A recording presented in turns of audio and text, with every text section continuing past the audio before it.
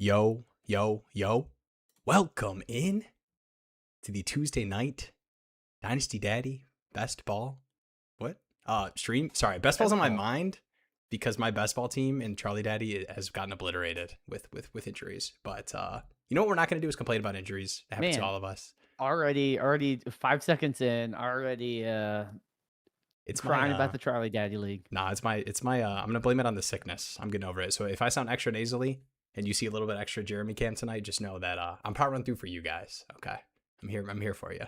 Every Tuesday night, 9 p.m. Eastern time. You know where to find me. It's sickness and in health. Jeremy, how you doing? This is his Jordan game. Yeah. I'm doing good. I'm not doing your, good because Breece Hall is still a New York Jet, dude. Are you kidding me? Sauce Gardner, you traded for 2 firsts and Adonai Mitchell. We can't move Breece for a fourth. I will say, I feel like the Jets got a pretty good haul on their complete teardown. Yeah. 2 firsts for a cornerback. To me, I just don't know if I'm putting that much value. Like he already has a big contract for their team too, specifically. That's crazy.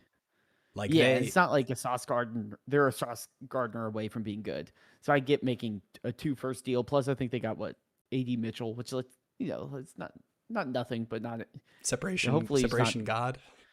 Yeah, he's like one of those separation score gods. But yeah, and even though like the Quentin Williams, they got a first for and he's been wanting out like those moves where it's like yeah. The Breece one is so especially interesting NFL. To me. Yeah, the Breece one's tough because like obviously players like Breece, like in that range, franchise tag stuff. But man, it's like when I don't know, there's a little bit part of you that's like just do right by him, especially at the running back position. Like I understood the Garrett Wilson is untouchable. Like that totally makes sense. You just extended him. Receiver, you want to keep weapons around your young quarterback or whatever QB is going to be brought in next year. But man, I needed to start the stream with a little bit of Breece sadness. And I'm just getting worried, man. We're getting to the point in the season for a lot of these teams that you're going to start to potentially get. Like, I don't think it happens that often, but you get these like dealing with some hamstring soreness. You know, he's going to be sitting out a couple weeks towards the end of the season, especially for guys like Breece that are heading into, contract years, negotiation, franchise tag stuff. I'm just really sad. Sorry. I just needed to talk through it a little bit with you guys. I will say if you had a bingo card, if we had a bingo card for our show, Will mentioning Breece Hall in some capacity is the free space in the middle. But yeah, I mean, I'm surprised Breece didn't get moved. I get Garrett Wilson you wanting to hold just from a NFL perspective. Wide receivers, he's 25. Wide receivers in 4 years, when you're 29 are still valuable, still impactful to your team. Whereas a running back that's been on your team for a while, dealt with injuries and certainly does have some demand. I'm kind of surprised they did decide to keep him. Even on top of the, you have Braylon Allen, you have Ian Davis, you have, like they have other guys in there they like. Yeah. So I am surprised that they didn't decide, hey, let's get off this Breece situation. But I think that is just a cross that Breece has to bear at this point. I think he might be cursed. Maybe he did something at Iowa State that's haunting him. I don't know. I'm willing to move. Stuck as a Jet forever. I'm willing to move past the Breece. I'm seeing some questions, some comments talking about the moves that did happen. Maybe I shouldn't start the stream complaining about the moves that didn't happen. Yeah. Because I see the thumbnail with all the traded players, and we're like, who didn't get traded? Breece. What about your boy, Jacobe Meyers? I think this one was a pretty obvious one. Like that one, it sounded like it had been in the works, at least a potential move for a couple weeks now. But the Jaguars, and obviously with Travis Hunter on IR, BTJ and around, and he's got a low grade high ankle sprain is the latest injury that had happened last week. So there's a little bit of uncertainty for him this next week. But yeah, what are you thinking after seeing the Parker Washington, who I think Parker Washington's a legit NFL player. Now, granted, he's like 9 receptions for less than 100 yards for sure type of guy. But are you excited about Jacoby? Yeah, I mean, I think it's interesting in that offense. I will say, long term, it makes me a little bit concerned about the Travis Hunter fantasy football impact if they expect to keep Jacobe Meyers long term, because I do feel like they would play similar-ish roles, and then you're also sitting there of like Brian Thomas Jr., Jacobe Meyers, and Travis Hunter. That's a lot. Like that's a lot of talented wide receiver talent. Yeah. And to me, it's like, okay, at a certain point, when do you say we don't need Travis Hunter to be the wide receiver 1/2 in a trio of 3 decent guys? And then you add in, the ancillary pieces like Dwayne Brown and Parker Washington. So to me, it kind of just makes me even more concerned about Travis Hunter's consistency from I'm getting meaningful fantasy football opportunities kind of perspective in the long term. Yeah. Short term, I mean, if you have Jacobe Meyers, I feel good about him pretty much rest of the season. But I think they probably dynasty impact. I'm like, I don't know what to do there. Yeah, I think they probably. I mean, I'll do my like Travis Hunter pandering in a second, but I do think that like especially with the trade, You are the leader of the Travis Hunter fan club apparently. I'll take it. I'll take it. The breakout was going to happen, and it will happen. Sounds like the IR stint is going to be closer to 4 weeks than rest of season. At least I don't know. It's hard to believe these injury report stuff when it's like so long out. Shout out Bucky Irving, but yeah, it sounds. I mean, a 4th and 6th round pick was a trade, right? And any type of move like this, especially for receivers that aren't like, 33, 34, like I expect them to, have plans for Jacoby longer than just this season. So I think, I don't necessarily think he would just hit the market. I think depending on how things go, he probably will get some sort of extension or they wouldn't have made a, 4th, 6th round pick trade for him. Thank Lord we got someone. We needed it bad as a Jags fan. Shout out to Adam, man. Didn't know you were a Jags fan. I do think it was a good move given the injuries around both Hunter and Brown Thomas Jr. Right. Yeah. And they didn't have to give up much for him. And then the other one.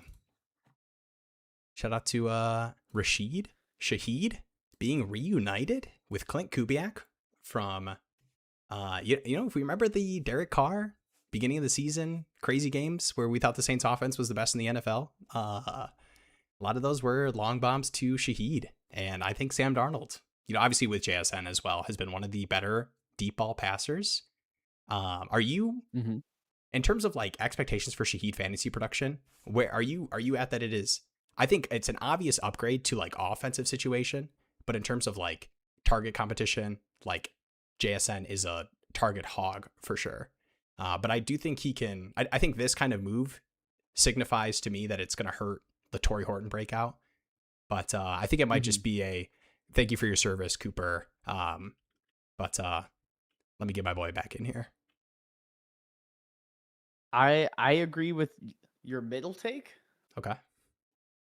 I think he had 3 takes. I guess I agree with your first 2. I'm not too concerned about the Cooper Cup of it all. Because Shaheed doesn't really play as similar of a role. But I do think Shaheed will be someone that could potentially overtake those deep bombs, plays that we saw Torrey Horton get. So, I'd be okay with, like I see Luke say, do we think Shaheed becomes startable now? Shaheed's been startable, brother. Great. Shaheed's been startable, man. I don't feel... He's been out targeting. I don't know if I'm starting him this week, though. Yeah, no, definitely not. I don't know if I'm that's what I mean. For sure. Like, to me, it's like I need to kind of see how it shakes out. He's obviously not a bigger target than JSN.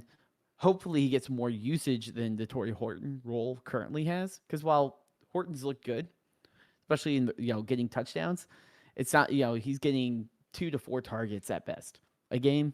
And that's not going to be something I feel good slotting into a flex spot.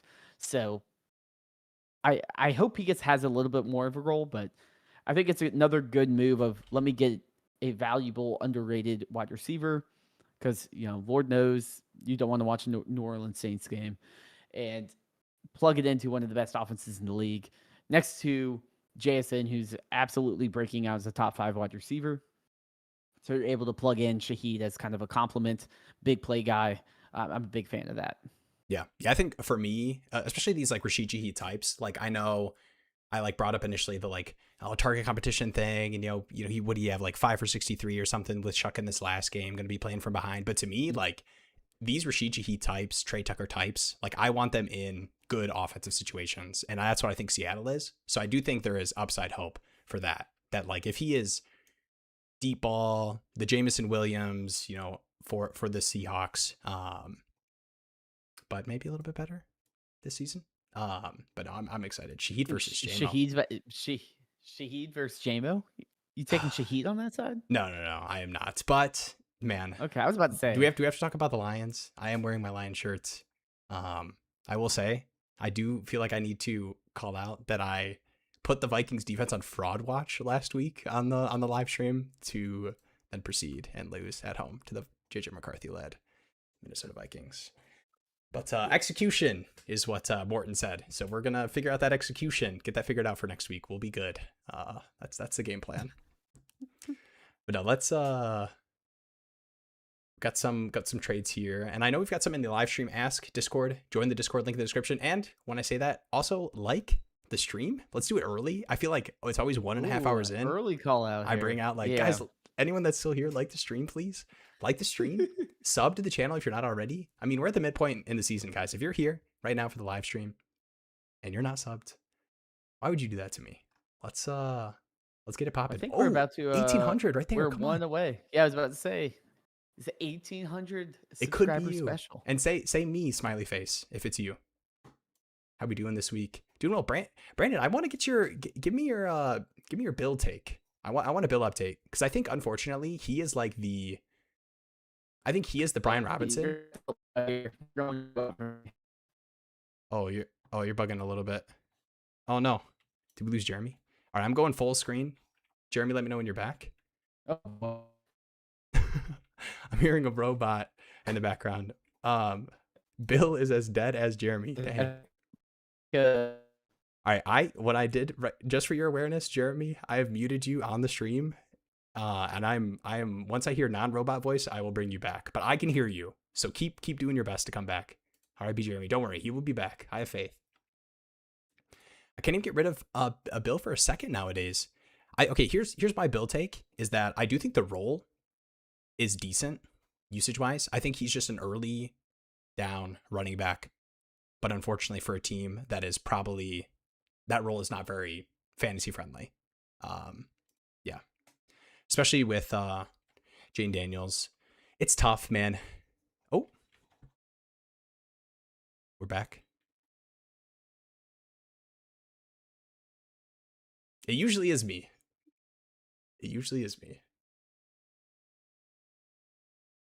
Wow. I usually just start hoping that it gets fixed. We were talking about Bill, and because I saw Brandon popped in the chat, wanted to ask about Bill. Obviously with the Jane Daniels injury is a good transition there. Working on my transitions. Jane Daniels injury looked spooky, scary. It's non-throwing arm, and it sounds like he might be able to return this season. But man, this feels like a lost season for fantasy season. It's not looking super likely. Yeah. Not great, but yeah, I think Bill. I mean, would you buy Bill for? I didn't even give you the price, and you're giving me that face. I don't think you can get him for anything less than a second right now. But that's the issue, right? Is if I look at Bill, he still has. There's a few things, right? Bill hasn't been that great, straight up, and I don't think it's necessarily an indictment on him. The team is older, the offensive line's banged up, the offense has not been great. He's also a 24-year-old 7th round rookie pick. So I feel like I have to pay this dynasty rookie value, but I'm not really getting that dynasty rookie longevity. Yeah. Because I'm going to pay a second plus for him, and then people are going to be like, oh, well, he's 25 next year. And he wasn't that good. And then all of a sudden everyone's like, okay, well, like this isn't a locked in thing. Yeah. So I probably wouldn't. I could maybe see myself tearing down, like if I have a player or like, doing a cross positional trade, but I'm certainly not spending draft capital, maybe a second in value, but I'm not sending a second. Yeah. And that's the thing too. Like I talk about this with a lot of players where we will get trade offers. Like someone was talking about sending a first for Travion Henderson last year. Like it's a contenders first. I'm a rebuilding team. It would make sense for me. And it's like, why does it have to be Travion, And like with the second round pick specifically, especially at the running back position, why does it have to be Bill? And like, I like Bill. So I kind of like creative buys, like these players that are at their lowest point that I think have the opportunity to like have the usage. But like you said, 7th round running back, You know, they're using Jeremy McNichols. You know, what happens? Like Austin Eckler's been out the entire season. He's kind of had the sun run year too, as far as like backfield competition. We saw some Chris Rodriguez this last game too. Like, man, what happens if 5th round Commanders running back is, you know, passing game specialist and is getting involved and is the new Austin Eckler, and then he starts to creep into Bill's usage outside of that. But yeah, I think the creative buys that kind of feel like late 2nd, 3rd round-ish value, cross-positionally, wide receivers, whatever, I'm fine to take a bet on. But yeah, straight up 2nd round pick, I think you could use that value elsewhere. Yeah, Bill or Caleb. I'm taking Bill price 1,000 times out of 1,000. And yeah. I don't think Caleb is dead. Like he saw the field this last game, but like running backs that have his run out, like yes, their fantasy production hasn't been there for Bill, but like he's involved in an NFL offense. Yeah, I mean Caleb is like it's kind of like Trey Benson. How you felt about Trey Benson before the year? Like you need an injury before it gets interesting. It's not even talk about the Kenneth Gainwell of it all, where it's like, you know, he also can step in and dominate. And you're like, wait a minute, like when does Caleb get an opportunity?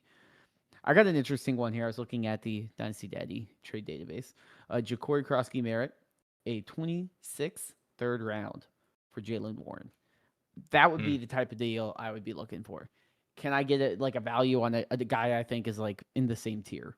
Like I'm not paying the dynasty price for that type of trade. Yeah. But I'm certainly not trying to just send a 2nd or something like that. I'm not aggressively trying to buy. And it's a little team specific too. Like to me, that kind of trade, like if I'm slotting Bill in at the running back spot and I'm still trying to push to like make the playoffs, like I will hold my Jaylen Warren, even though I like that price to buy Bill for sure.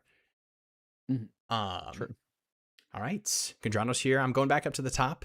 So anyone that's like, you MFers, I wrote a message at 9. You didn't get to it. I'm getting to it now.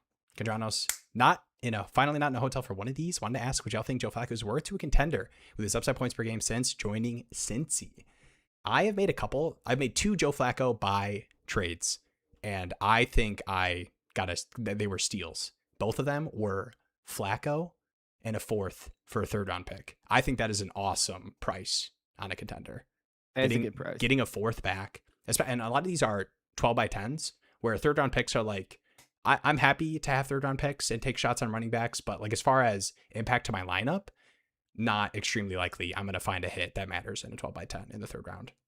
Not that I don't want 3rd round picks, but I think if you look at the hit rate when you like, to me, I don't care massively between taking a 3rd round pick and a 4th round pick. Like if I have to take a pick, the hit rates between a 3rd and a 4th are pretty similar. Yeah. Because it's just a giant player pool of Jacobe Meyers and then also, you know, Jarquez Hunter. And it's like, well, if you got Hunter in the 3rd, but you got Merritt or Woody Marks in the 4th, like that pick is way more valuable to you fantasy wise. Yeah. And that's why, like, obviously when you're looking at your Dynasty Daddy rosters and you're sending trades, everyone's like, I don't want a 4th. If you do have to take a 4th, like the gap isn't as big between like a 3rd, especially like a mid to late 3rd and those 4ths. So in reality, you could totally come out with the better player and, you know, Joe Flacco on that side. Yeah. Would you buy Flacco? So I think 3rd round pick is like the kind of price where it's like, I mean, you are buying you're getting maybe 6-5 games out of this guy, but like as far as like pass rate, over expectation for the Bengals, they're going to be up there. That defense, oh man, like 30-40 bombs from questionable NFL offenses. Like I think the Bears will be fine. Like I don't want to call them too questionable, but not like they've been blowing the doors out. What a game. That was the Jets. Yeah, that was insane. Colston Loveland. I haven't even brought up the Colston Loveland breakout. People are going to be a little bit skeptical it coming from the Bears and it coming from a crazy last second play where 31 other NFL teams make that tackle and there's a field goal attempt. But yeah, I think a 3rd round pick is fine. But you also got some other options. How about Jacoby Brissett? You know, if you need a little injury rental quarterback with the Kyler injury. My Kyler bags are heavy. Oof. And getting sad. I know. Do you have I feel like I've heard the phrase soft benching more this season than I've ever heard in any other season with the JJ McCarthy, Jacoby Brissett. which obviously didn't really seem Right. that true, given that he came in and Just got to have that Carson Wentz, pretty man. well against the Lions. Save the Vikings. Shout out to Carson Wentz, though. He gave his arm for that. Yeah, he gave his career. I think like a Brissett to me is kind of like what a third is. If you're getting Flacco for a third, I think that's honestly really good value, just straight up, because he's going to get the rest of the fantasy season. And that situation, he's going to put up serious points. And we've also seen it before with Joe Flacco on the Browns, which was a worst offensive situation. But I think it was 2 or 3 years ago whenever he was on the Browns, he was literally like the third best quarterback during the fantasy playoffs. Yeah.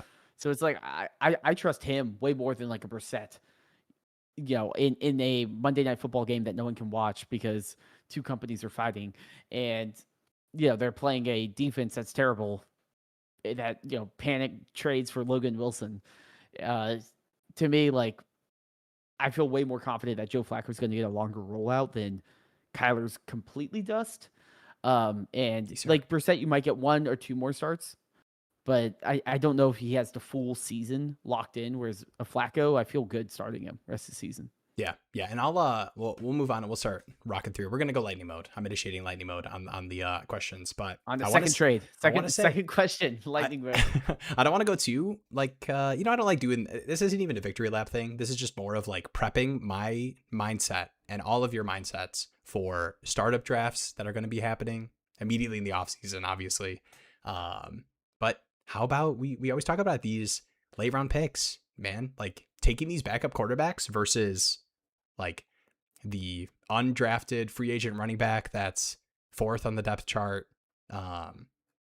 that your buddy said was good because he saw him play in college, like the Mac Joneses of the world. You don't have to call out Lan Larson fans. No, man. He got hurt, man. He would have broken out. I believe that one. I mean, he's probably ahead of Henderson in the depth chart, honestly. Damn.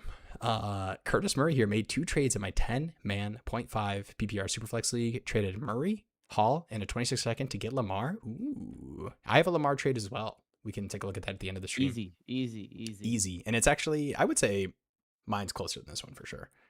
Guy only had 1 starting running back, then traded Wilson and a 4th for Barkley. Second trade wasn't my favorite. Is Garrett Wilson? It's got to be, what other Wilson? So. Roman Wilson? Russell Wilson? all the other Wilsons, it's a smash. Barkley side. Yeah. That's good value on Russ. First trade's awesome. How sick are your running backs? If you're trading away Hall and, well, I guess sorry, I'm an idiot. Okay. Trading away Wilson and a 4th for Barkley. Does it being a half PPR change 10-man hesitation you have? 10-man as well. Like I get these kind of moves if you have like a stacked roster in a shallow league and you're like, let me just get the best point projection for the rest of the season. Like my team is CD, Nico, whatever, Puka. I hit in the rookie draft. Like I'm fine moving Garrett Wilson, my least favorite of the dynasty value wide receivers, to get Barkley. I think if that's it, that's fine. Like if you couldn't add on top of Wilson to get to like a higher dynasty value feeling running back. But I don't hate it.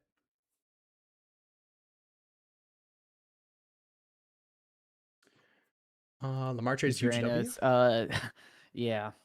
That last sentence, I feel you, but I think I'm just going down to ship at Kyler at this point. I think, especially when what value can you get? And to like, man, you don't think the Saints would like happily trade a pick for Kyler Murray right now? Like, I get the whole, and I think it's especially hard on these quarterbacks that people hate and think suck, right? People think Kyler sucks.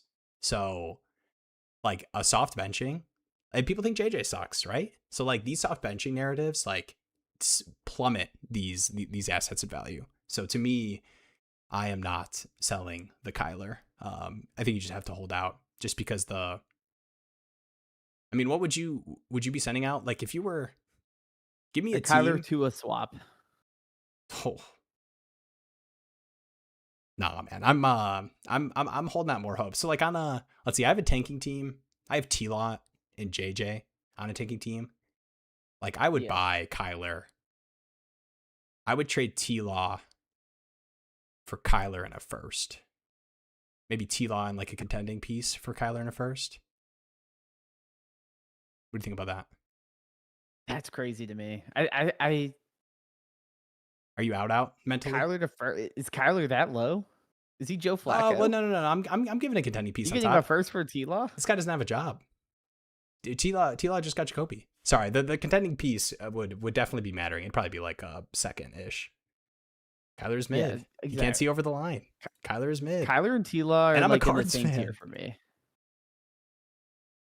I've seen ideas. I've actually seen you in some other streams talking about it, that like the fans and like it is palpable that he's lost the city. And dude, Jacoby's played well, man. It isn't just like the NFL offense and the fantasy stuff is better. Like he's playing well. And Jacoby's not like a total dud trash quarterback, but it does make you think a little bit, man. What would be going on? Yeah, I mean, I think it's just a sunk cost, right? Like I think we need to. He's going to enter that phase of like Daniel Jones on the last year of like the Giants, and you just hope he can, not be Sam Darnold on the Panthers. It's like, can he revitalize his career somewhere, or is this what it is? And I think that's kind of where that's one of those things where like Dynasty Daddy trade values or KeepTradeCut like haven't fully adjusted to, but like that's the true sentiment on Kyler is like are you getting a second? Like I think someone would buy for a second, but I think no one's spending a first on anyone like that. And it just goes back to the why does it have to be Kyler thing. But I mean, quarterback is a little bit fickle. There's one Kyler trade today. And it is a doozy. And I don't think it makes any sense. So I'm not even going to bring it up. I see one for Jared Goff. Kyler in a first for Jaden Daniels. I think the 16 team. The tough thing about Kyler too is like he has not been that great for fantasy this year. And we've talked about in the past that he's always kind of lived around that like low end QB1. Like he just finishes as the QB13, but people think of him as like the QB19. When you're coming down to Charlotte to hang out with the fellas, it's a nice, safe city. Is this like this a Detroit dig or something? Probably not. I'm probably getting too defensive after losing to the Vikings. My bad, Tristan. Didn't mean to call you out like that. Yeah, I'm done. I've got I've got South Carolina friends. How far is Charlotte from South Carolina? It's like 30 minutes. That's a great question. It's like right on the south. I actually don't even know where. It starts with an A, I think, is where they live. South Carolina. A. That would be fun. Some geo guessing. That's an off-season show. Yeah, I don't know this. I was trying to look up where. Okay, sorry. We're not going to do Will remember where his friend went to. Here's a day ago, Kyler for T-Law in a second. You don't think I could do? Obviously, I would do that, but T-Law, Kyler, T-Law, Sutton's probably not a good one. What's a Sutton type? Like a Pittman? T-Law, Pittman for Kyler in a first. It probably would need to be better than Pittman. No. Someone you could maybe do like Kyler in a second. I think you could do Kyler in a second or T-Law in a second, just based on whichever side is higher on the other guy. I think this is. I just think Kyler deals aren't happening. Kyler, a second and 2/3. I think that is the value if you are desperate to get out on Kyler. Is like, if you're like 100% out, if you're like, I've watched this dude, I hate to watch this dude, I have to sell him. That's the value right now, and it's probably going to go lower. Yeah, I think at those. Is. I mean, at those prices, bottom out at like a second. I don't think. Dude, Kyler's not done, man. I can't. I do that for Kyler. All right, I got to can't get uncomfortable. You got to get uncomfortable. I think if I'm getting that uncomfortable, I will go down with this ship. What's that song? You know the song? Is it Journey? Can somebody help me? What's that song? That's a girl, I think. All right, somebody help me. Somebody give me somebody Shazam that I just sang. All right. The chats are disappearing. I'm going up to the top. Okay, I think we're on what, question 2? I'm a rebuilding team in a 10-team start 8, 0.5 PPR. We're lightning mode. I had someone offer me Nico Collins. I just traded away Nico in the Lamar trade. We'll get to that later. Stay focused. Stay focused. And a 26 third for Pickens and a 26 second. So Nico and a third for Pickens and a second. I'm definitely Nico's side still. I'm Nico's side too. I just think I like Pickens, but man, I'm just holding out hope that Nico has that second, third round dynasty startup value. All right, sorry, lightning mode. Honestly, how are the Hawks not high contenders? True. Sorry. Some of these happen. I'm big on the Seahawks. I think Seahawks will be good this year. Seahawks. That defense, that defensive front as well. They have so many good defensive linemen. JSN is balling.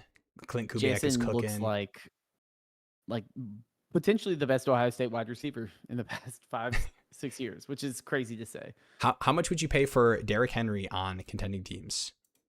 Let me do we could do like 2 seconds, right? He's like the Javonte price.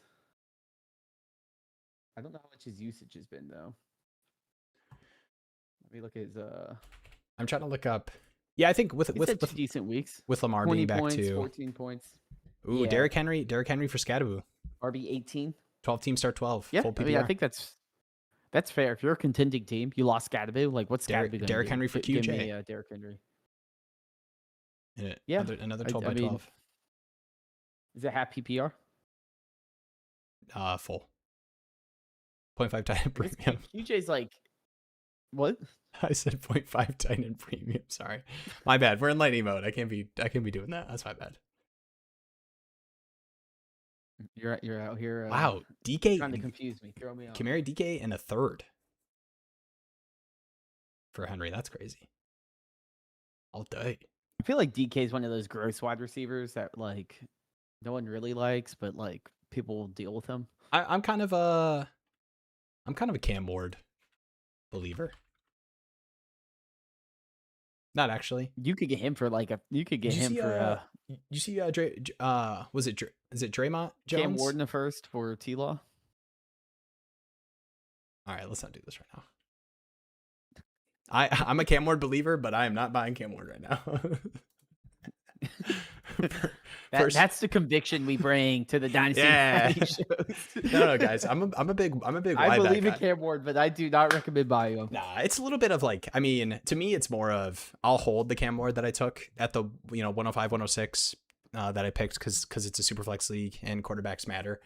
Just because the price right now is there's certain if I have Cam Ward on a contending team, which I usually don't. Actually, I don't think I have any. I think the only Cam Ward I have is I'm actually kind of half contending on Alpha Daddy where I have Cam Ward. So I'm lying on stream to the people that are in the league with me. But we want pieces of good offenses. You want pieces of good offenses and rookie quarterbacks too. Rookie quarterbacks that don't run are just first year, first 2 years are just not going to produce top 20 numbers if you just look at everything. People remember the Jaden Daniels and the Drake May games, but for every Jaden Daniels and Drake May, there's a Zach Wilson. There's 2/3. 2/3.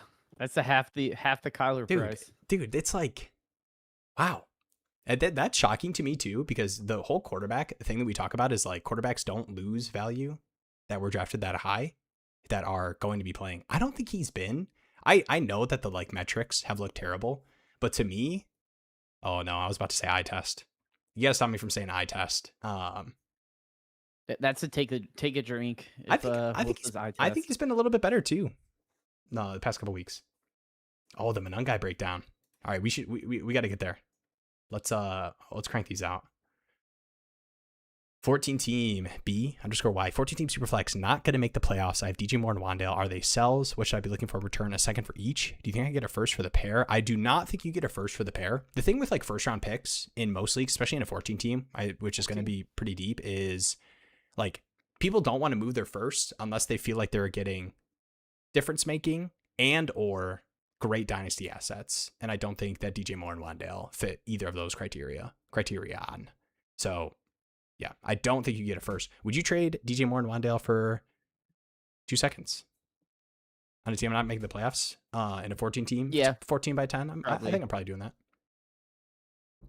It depends how deep it is, but like, Yeah. like I could see this league with 14 teams being like, oh, like a Wandale and more. Like I want to have a ton of depth.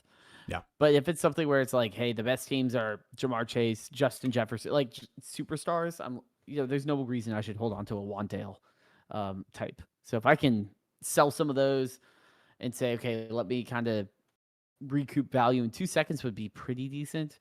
That being said, 14 team, some of those seconds might be basically thirds. But yeah, I mean, it'd be hard to get a first unless if it's like locked in 13th, 14th pick and the team is desperate. Like the trade market is dry. But I agree. I think if I can get a second for Wandale, I'm definitely taking that. I feel like DJ Moore's a little bit more valuable, but maybe that's just the Panthers homer bias. I think it's a little bit of the it's a little bit vibe.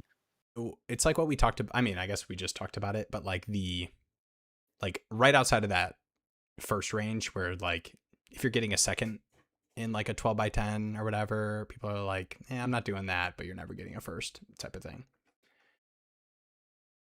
12 team Superflex PPR retooling for next year. Trade away Purdy and Lamb for Burrow and 3 mid to late 26 firsts. Ooh, that is an interesting one. Purdy and Lamb.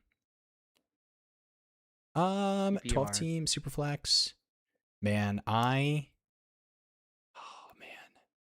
do. Does it change if it's like a start 9 versus like a start? Like, I think if it's a start 11, I'm definitely just taking all the first and just being like, yeah, if it's a deep. Cool. I have a quarterback and 4 starting caliber players or 3 other starting caliber players here. Yeah. Or I can use it to potentially. Shout out to you. Somebody say me smiley face in the chat. Thank you for the sub. Our 1,800 subscriber milestone's been reached. Jeremy Karaoke next Tuesday night, 9 p.m. Eastern time. Be there. Appreciate it. We have once we hit 10K, Will said you'll do a open mic. True. They'll do stand up. There's one guy who's pushing for the Will stand up. I think just him wants to see that. I'll do it at 10K. Dude, at 12 by 9, I'm probably not doing it. 12 by 10, I'm probably. I like Purdy. I have a hard time. I think Purdy's a really good buy.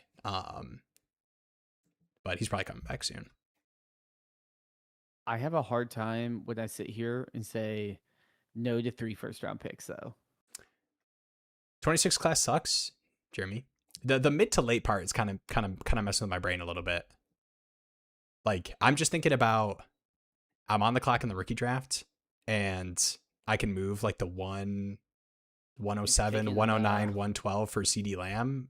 I'm like, oh hell yeah, It's a bunch of Caleb Johnsons. I do like I do like I don't know. I don't want to get too like prospecty about the class. I'm going to be fully transparent. I am a big game college football watcher, and then I don't really start looking at stuff until we get closer to off season. I will say, draft stuff. Your boy was at a big game, college football game last NC State, where Jacobe Meyers went to college. State. Yes, where we upset rank 8 Georgia Tech. Let's go. And I went with my wife and my father-in-law, who is a Georgia Tech alum. Oh. So it was a little bit of a house divided situation. Dang. I felt very happy, but I also felt bad because Georgia Tech football hasn't been good in a while, and this is like their dream season. So I was like been along for the ride the whole time, and then I'm like, a dead season from NC State somehow is a team that lost to Virginia Tech, but I'll take it. 2 ranked wins. What can I say? All right, enough NC State college football season breakdowns. We're in lightning mode, Jeremy. We were still in lightning mode. That's 1 strike for you. I also have 1 strike though. I think there's a hoax. There's a hoax lightning mode. This is strike 2, but go on. I'm thinking. I don't think lightning mode exists on our show. No, it is just a mental reminder for just need like some music. I was thinking about like Rainbow Road or something. Oh, that's a good one. Copyright strike though. Come on, Jeremy. We need the come on 37-cent ad revenue. All right, Acoustics version. Brandon, what are you giving up for McBride? I got next 3 years firsts, So 26, 27, 28. Olave, Shakir, Barner, Waddle, those who I'm willing to give up. I got May, JSN, Tet, Hall, which won't go anywhere. I would be curious to know the tight end premium. I feel like that is like a huge aspect for like the price I'd be willing to pay for McBride and Bowers.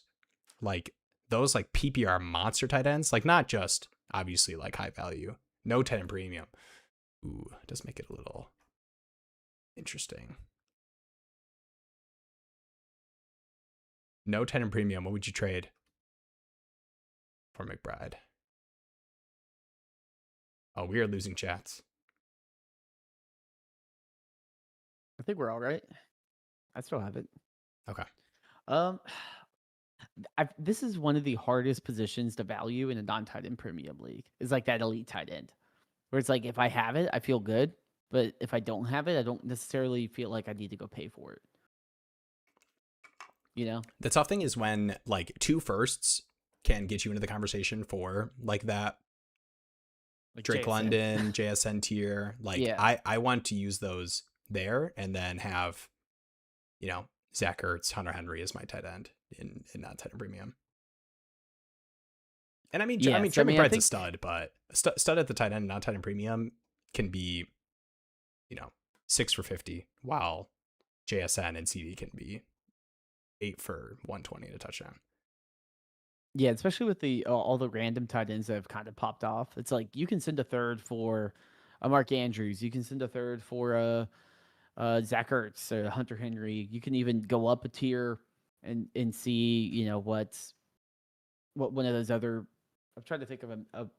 There's been a lot of decent tight ends this year, not amazing, but like a lot of decent ones. Yeah, and you could probably like, if I was to pay up, I feel like I would say here's a first and maybe. He says he likes like Barner and Olave or something. Would you? I mean, I would see if. I mean, I would do Olave and Barner straight, like both of them. I'd be like, hey, something like that. I'll toss in a second, something like that. You probably would have to add on to Barner in a first. Because it's not like a Brock Bowers, who drops like 80 points. Man, that was an explosive game. I won't take the Trey McBride. If you're desperate, Jason Slander, but George Kittle's a decent buy. George Kittle, a part of Will's Lamar trade that you'll see at the end of the stream. Stay tuned. Ooh, stay tuned. We need those watch hours. We need them. You need it first with Olave and Barner. Kyle Pitts. This is probably true. It's probably true. That's the thing. Is like, I don't know. I would try to get something back. I would like, if you're contending, I would try to get like whatever your team most needs. Like if this person's moving off of McBride for a first plus, you know, can I get Jalen Warren? Can I get whatever? That's what he's thinking. Not contending. Okay. I guess you're dipping into 28. Molasses mode. Next year is my year. Same. That's what I say every year, baby. Okay. All right. I'm down to come back, but we're going lightning mode because they're disappearing from me. Shout outs to the 3. Wide receiver clip video. You're out. Matthew said shouts to the wide receiver clip video. It disappeared for me, so I can't see it. He traded Jennings and Calvin Ridley for Jalen Warren. Dude, guys, you need to sub right now and watch the videos. We will not always have hits. How about these buys, man? Last video, Rico Dowdle. I mean, that one, like, I know a lot of people were pumping, but I was saying, go do it. The usage was crazy. Chuba got like 4 touches. Dude, it was like, I talked about it potentially being like 70-30. I did not expect it to be that drastic. And they won, man. No, shout out to your Panthers. Beat the Packers. Let's go. Big win for the NFC. Yeah, we're 5-4.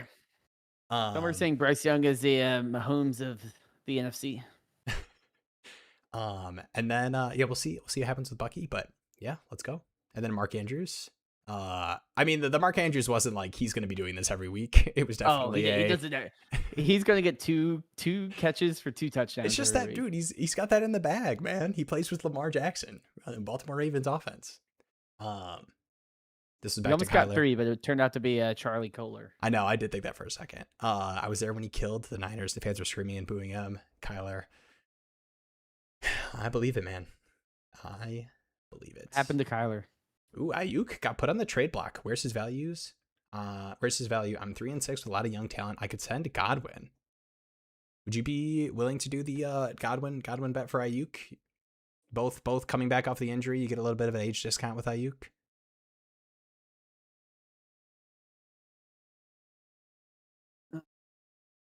The only tough Ayuk thing is I just kind of next season. Like I'm painting the picture. Ricky Pearsall, Jawan Jennings, George Kittle, CMC for another year. Kendrick Bourne. Versus the potential, and this is all like ADV dynasty value mindset is all I'm talking about right now. Chris Godwin gives you 1 or 2 good games at the end of the season. Like just 1 or 2 decent Baker Mayfield's a stud games. Mike Evans retires. You know, like that's the only like, you know, Godwin, he was hurt, you know. I don't hate the swap out for Godwin, but I also I don't know. Ayuk to me is just one of the least exciting players to like buy and hold. It's just kind of like it's like 8 to 10 points a week versus like a Godwin who could blow up. But if it's literally like no one wants Godwin, this is the type of deal I can go for. Sure, give me the age premium, and I assume I can figure something out. I do like both the offenses. So in terms of like, potentially crowded situations, like I'm happy if it's a part of the, Niners offense or Bucks offense, but I think that's pretty fair. I mean, this is both players returning from injury.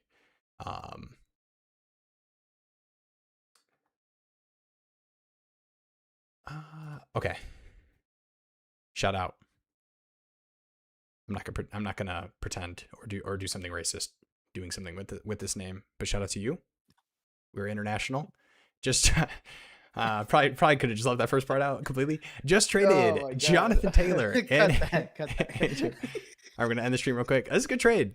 JT and AJ Brown for Neighbors, Rashad White, a mid 26 first and a second. I love JT, but I like this, man. Neighbors. Oh my god, you get that's Neighbors amazing and a return. first. I mean, that's this is you know what this is? This is the price that people expect when they put JT on the block after he scores 3 touchdowns against the Titans. He's averaging like 3 touchdowns a week, so I mean, outside of last week. Ooh, fellas might come up to D-Town. Let's go. I'm about let me know, Tristan. I'm about an hour out of D-Town. And I'm not gonna lie, I'm not a big D-Towner. I love Detroit, and I do have some friends that live in the area and will go downtown. But when I say we'll go downtown occasionally, it's once every 3 months. I'm not going to a lot of Lions Pistons games. I wish I did. You get out a lot. It's just I got a kid, man. I don't be doing fun stuff anymore. Shout out to my daughter though. No. Shout outs. Kyler deal's not happening for sure. Better to send on Kyler. Agreed. Even though it's boring. Like I know it's like you don't come to the Tuesday night live streams to tell you guys to not trade your players whose dynasty value is tanking, but I do think that actually is the correct take with a quarterback too. Like the quarterback position. Kyler, worst case scenario with the Cardinals, they're like, you know what, F you, we will eat a ton of your contract to get you off of our team. Like we're going with Jacoby for next year. I don't know. This is a crazy situation. Like the Saints will come calling, there always is quarterback needy teams. And I don't necessarily think the draft, the Jets, the Saints, and I like some of these quarterbacks in the next class, but I don't think from what I've heard that there is like a lock it in 101 top 5 guy 100%, even though people like Mendoza and some of these other QBs. Yeah, there's not like a locked in guy, like a Kyler or someone like that the Saints can't miss. Not like Kyler, but like a Caleb. I mean, even Kyler, like it just was so funny coming out of college hype. Yeah, it was the name that was stuck in my mind. But like the T-Law, the hype where it's like you have to take this guy if you have the number 1 pick. I could see them if they have the number 1 pick, maybe Mendoza, Ty Simpson, like William said, one of those guys does look nice. But I could also see them saying, hey, like, let's just use that on Bane or, Tyson or someone else that fits a different need.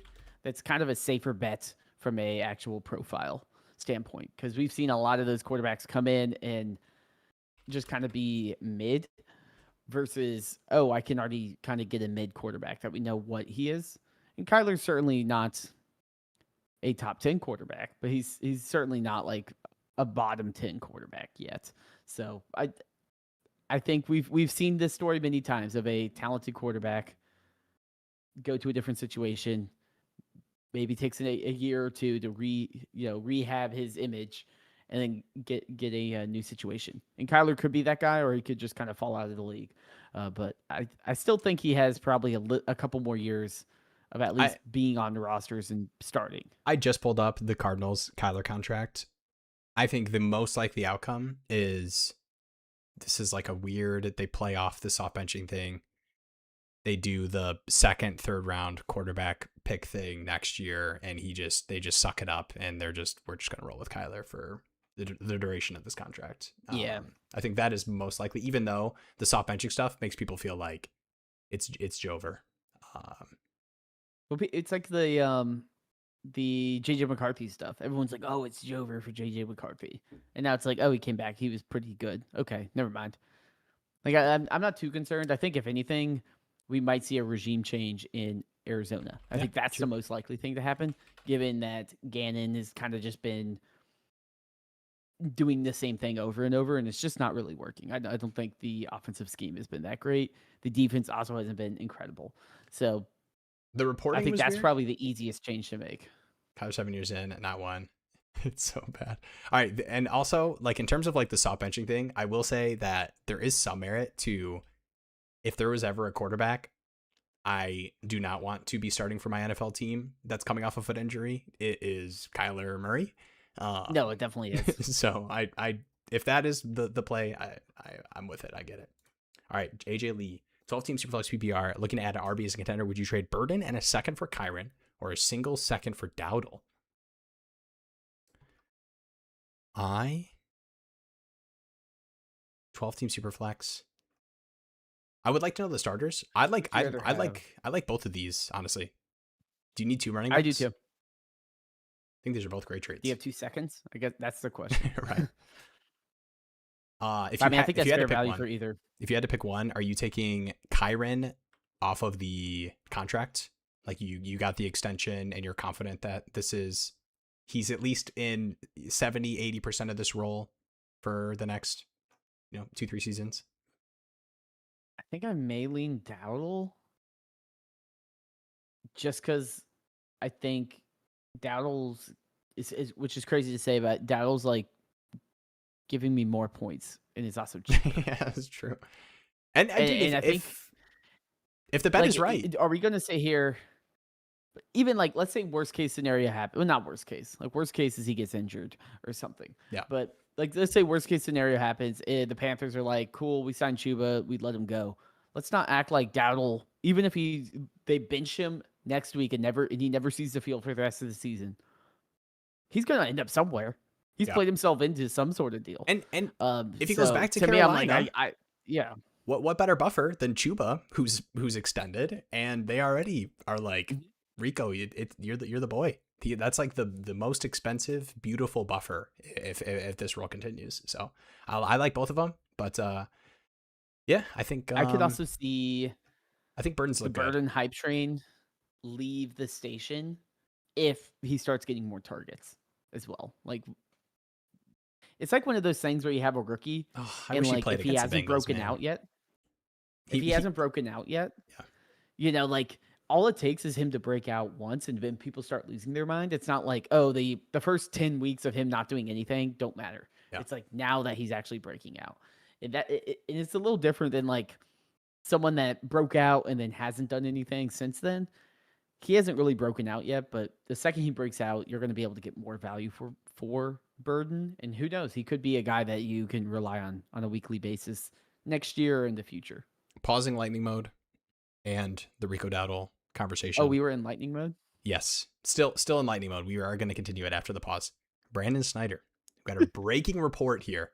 If you all would believe, I have a group who's tight with McBride. And when Trey says Kyler was healthy and chose not to play, huge question mark. How weird was that report where it was like Kyler might have a role? What the hell is Kyler's role? Like, what are you gonna give him one wildcat snap and he like might throw the ball? That was the weirdest report to me for your starting quarterback. This is giving the who was it? Is it Keishawn Butte with the Discord? Oh yeah. Message. He's like, "Oh, I'll be active next week. I just had like a something." Previous 3 weeks. Oh well, wow. Yeah, I mean, well, yeah. I was saying that report more for this last game was the whole like roll thing, but dang. I don't know. Brandon, we're giving too much. Well, join the Discord call. Join the Discord call, and then we will give you. You just let us do an interview. In Trey McBride, and we'll give him some questions. Yeah. I'll send you a link to one of those like voice deepfake things. Deepfake, the like voice changer things that'll make your voice really deep. Give it to your buddy who's tight with McBride. Let's do a Dynasty Daddy interview. I want to get the scoop. This will be like our McAfee. Trey hates him. We bring on an athlete. I would understand. How about the mini Marv breakout though? All right, enough of the chat about Dudu QBs. True. Brandon's out here giving us some insider trading information. So Kyler for second and 2/3. We're taking that. We got Matthew here. I'm rebuilding in a 12-team PPR Superflex. Traded all my receivers. My room is Horton, DJ Moore, Ayuk, and Butte. Traded everything else away. Should I trade one of my firsts for a receiver? Here's the only issue with that is, especially like moving first. Like if the right deal comes to my doorstep and people are willing to give me like 2 firsts and a player for like CD, Chase, whatever, like I'm down. I will always do that. But in terms of like trading a first for Garrett Wilson or below, like what is that doing for your team right now? Like I'd almost rather just hold the first flexibility because, if they're 26 firsts, even though people hate the class, come rookie draft time, there will be players who got drafted in the first round of the NFL draft. There will be a first round running back. There will be a first round receiver, first round quarterback. Like that just will happen. So those firsts will have value. I do see a note here. Do you think you will do Discord questions this week? We're done with chat questions. Just wondering. Yes, lightning mode has been a little bit delayed. A little bit too much Kyler. A little bit molasses mode. I'm removing Kyler from the conversation. No more Kyler. That name is banned. Mods banned Kyler from the chat. Not Kyler Murray. If he wants to join the chat and explain the situation. Kyler's welcome on the show. Kyler, if you're watching, feel free to give us your side of the story. Jeremy called me dumb for selling DJ Moore for a first 2 years ago. Dang, Jeremy, care to respond? I mean, that was the DJ Moore, wide receiver 6 season? So yeah, probably. Idiot. What is Jacoby Briskett's value right now? I have a heavy rebuild and I'm looking to flip him. I mean, a third. Yeah, I mean, would you take like fourths? Fourths don't really matter. If you have no use of Jacoby Brissett, would you take a fourth? Yeah, I would. I kind of regret this trade. I have a Bravo Daddy. I am full on tanking, but I still took all these backup quarterbacks because I knew I could flip them in season. Like it just happens, or have the opportunity at least. Some of these, like I trade Mac Jones for a third. And shout out to Scott Connor. I forget the pod I heard him talking about it on, but like those kind of moves where like you get to cash out on these quarterback values, like Brissett for a fourth, Mac Jones for a third. Like some of these backup quarterbacks that like get run, it is like just great roster construction long term. And especially in these like shallower leagues, like what's going to impact my roster more? A third round pick or these like backup quarterbacks that have upside to be in transition roles next year for a team. Mac Jones is the Jets starting quarterback with, that's a really weird example. I don't see that happening, but the rookie that comes in, something like that. Well, I mean, I traded Joe Flacco in multiple leagues for like thirds 2 years ago. and those teams held on to Joe Flacco and now have a decent starting guy for the next 2 seasons, just because he found his way onto teams that needed him. So I do think there is a value to just holding them, even if you're missing out on like that starting them because you're like, oh, I have too many quarterbacks, so I'm not starting Carson Wentz. It's like, well, still holding on to him, you're going to be able to have kind of that roster of all these guys that you could start. So even if you can't sell them, it's certainly valuable to have guys like a Jacoby Brissett that find their way onto NFL rosters, time and time again. Yeah, I mean, he's been the backup quarterback. So I think like a 4th round pick is fair in most leagues for yes, you'd probably prefer the 4th. You get to take shots on rookie running backs that go in, 4th, 5th round and beyond. But yeah, there's a lot of times where just being able to fill out the bottom of your roster with backup quarterbacks is what you want to do. It's been crazy this season at Mac Jones, Lamar, Joe Burrow. Feels bad. Do you guys think Kenneth Walker leaves Seattle next year and Sharps takes over? Do you think they re-sign him? Teams just like don't want to get rid of running back is a little bit funky, but teams more often than not don't want to get rid of like good players. So I think unless Kenneth Walker really is like very, very frustrated with the role, which there's some hope. I think this last game we did see Kenneth Walker not get subbed out and get a goal to go rushing attempt. Now, the next play was an AJ Barner tush push, which was very unfortunate to see. But he was on the field and got a carry. Like, that's something. And, like, the usage has been bad, but it's not been as bad as people are talking about. Like, it's not been like, oh my gosh, like, Kenneth Walker's getting less than 10 carries a game and Charbonnet's getting 12 plus. Like, it's just been closer to 55-45 than the 70-30 that I think people are hoping for. Yeah, I mean, unfortunately for Kenneth Walker managers, it is a 50-50 basically. And some weeks will be good, some weeks will be bad. Yeah.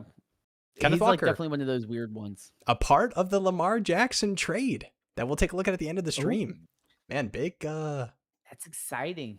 But we have to go back to lightning mode. You mastered this. We have to keeping people. People are keeping people on the hook. People are going to start to be able to formulate the trade based off of all the pieces I'm saying have been a part of it. It's going to be like 8 pieces swapped. No goal line carries this week. Shout out to AJ Barner. Caleb Johnson is a buy, has a big game opportunity. Yeah, I do think that the Aaron Rodgers Shadow Realm, I'm going to give 20% credence to that he just did not look great in preseason. And Jaylen Warren obviously is like, Jaylen Warren's not a scrub. He was always going to have a role regardless of what Caleb Johnson looked like this season. It is sketchy, but I do kind of get him being on a 1-year deal. I believe so. Really hoping the long-term plan. There was some, stuff going into the season that he was hurt, so I could totally see it being a little bit of a 1 year slow roll, but hard to cope on this once we're approaching, week 10 of the regular season. But we'll see. I think a player that is, and I do agree with this, he is a buy. I'm not saying you have to go buy with him. Like you don't need to pay a serious price, but I think he's a decent throw-in if you're making a deal. Like, this player for Caleb Johnson plus something. But Caleb Johnson, to me, is just how I view Trey Benson last year, where there was some hype, didn't really do anything, didn't really get an opportunity.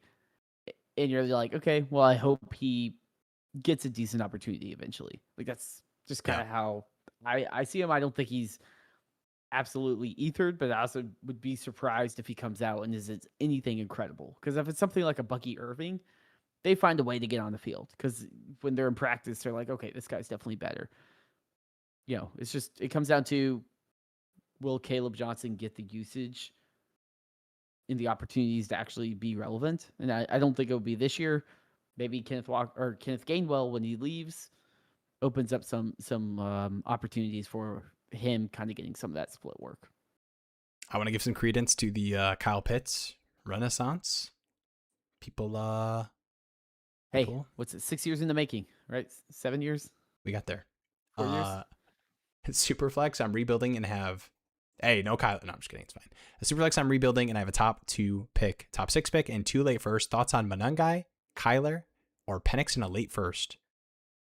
Oh, okay. This is 2 different offer trades. Monangai Kyler or Penix in a late first for Drake May type quarterback. I mean, Monangai Kyler, like if I can be packaging stuff like that to get to Drake May all day.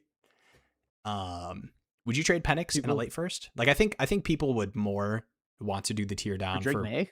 For Penix. Yeah, Penix in a first. Yeah, I'm definitely doing that one for like I'm just doing that one, but I think it's a lot closer than the Monangai Kyler one. Yeah, I mean, I think both of those are smashes though. Like how much are you adding on? Would you do 2 firsts and Penix for Drake May?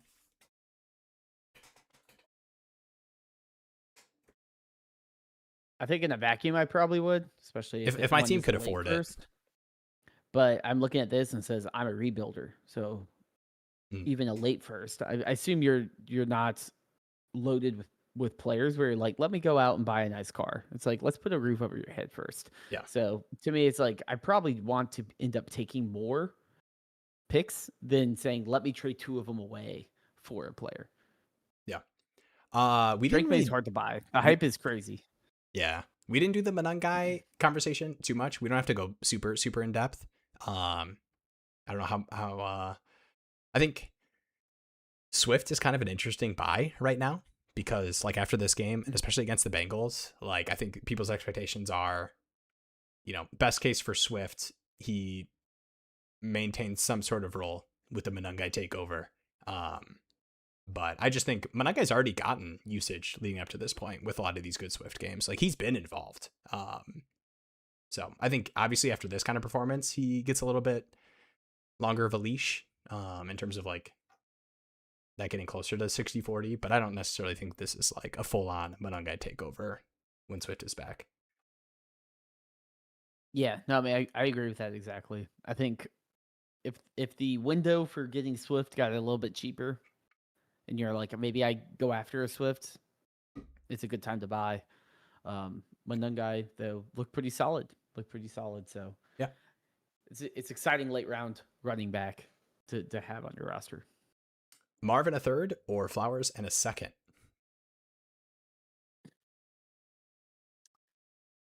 People, Flowers, a part of the trade that we'll be talking about at the end of the stream. Will's trade. Be on the lookout. I think I'm probably going Flowers in a second, to be honest. I think so too. And I don't dislike Marv, but I think if you asked me this question, like last year, tail end of last year or something, I think I would probably respond with something like, but there's hope and people believe that Marv can get into the Drake London, Nico Collins tier, like that kind of area. But I think some of that steam is like weared off enough where it's just like, let me just take the second, third. You can have your bet on Marv and I'll just take a receiver I think is really good in a good offense, even if people don't believe in the Zay Flowers production. His you were talking about it in the last video. We had the Mark Andrews buy. One of the secondary buys was Zay Flowers. I mean, he's like a 30-something% target share on this team. Yeah, and like we're also talking about like the inefficiencies of the Ravens offense while Lamar was out, and he's going to be back. And Zay Flowers is pretty much the only pass catcher you feel really confident is going to get some sort of consistent usage. Yeah, we can. Sometimes it's Mark Andrews, sometimes it's Kohler, sometimes it's Hopkins. Some like they like to use Bateman, all these random guys.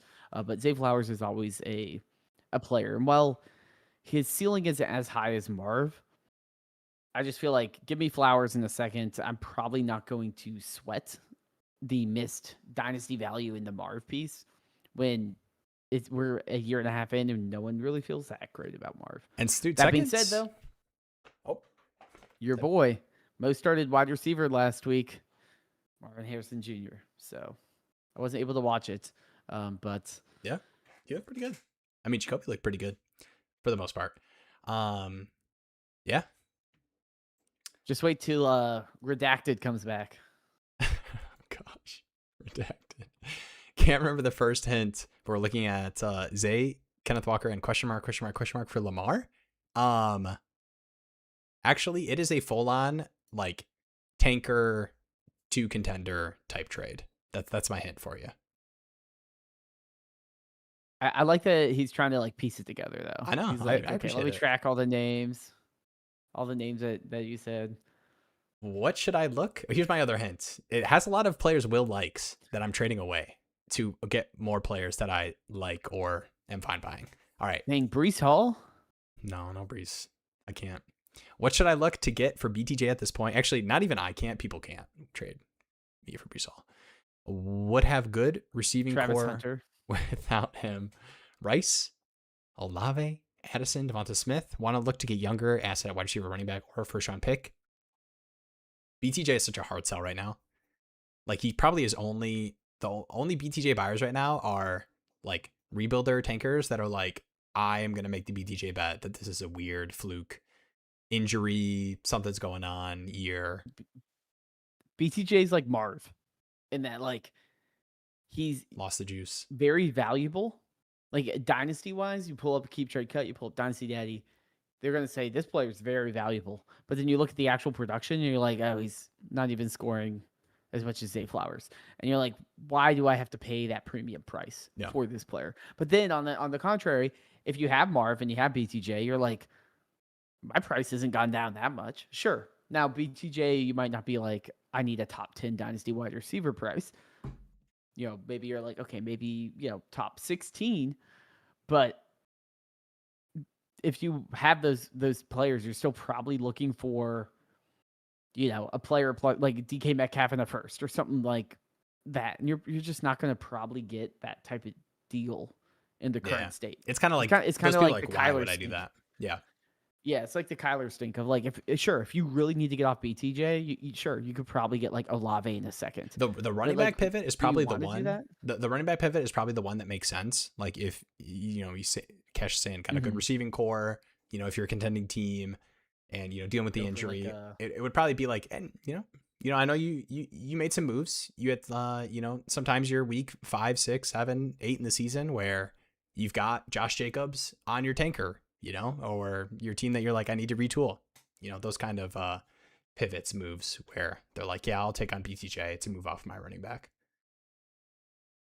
Yeah, I mean, I think that's an easier move. It's the cross positional than saying, like, what's the tier down? Like, I feel like you have to put a plus on BTJ to get to Rice at this point. Yeah.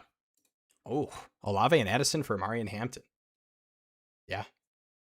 I would want to know a little bit. I'd want to know a little bit more about the format. Like I do like Olave and Addison, but yeah, I mean, if you're just talking about difference makers, hard to not go Hampton, especially with what we said. Contrarian, I don't want to know the format. Hampton in all formats.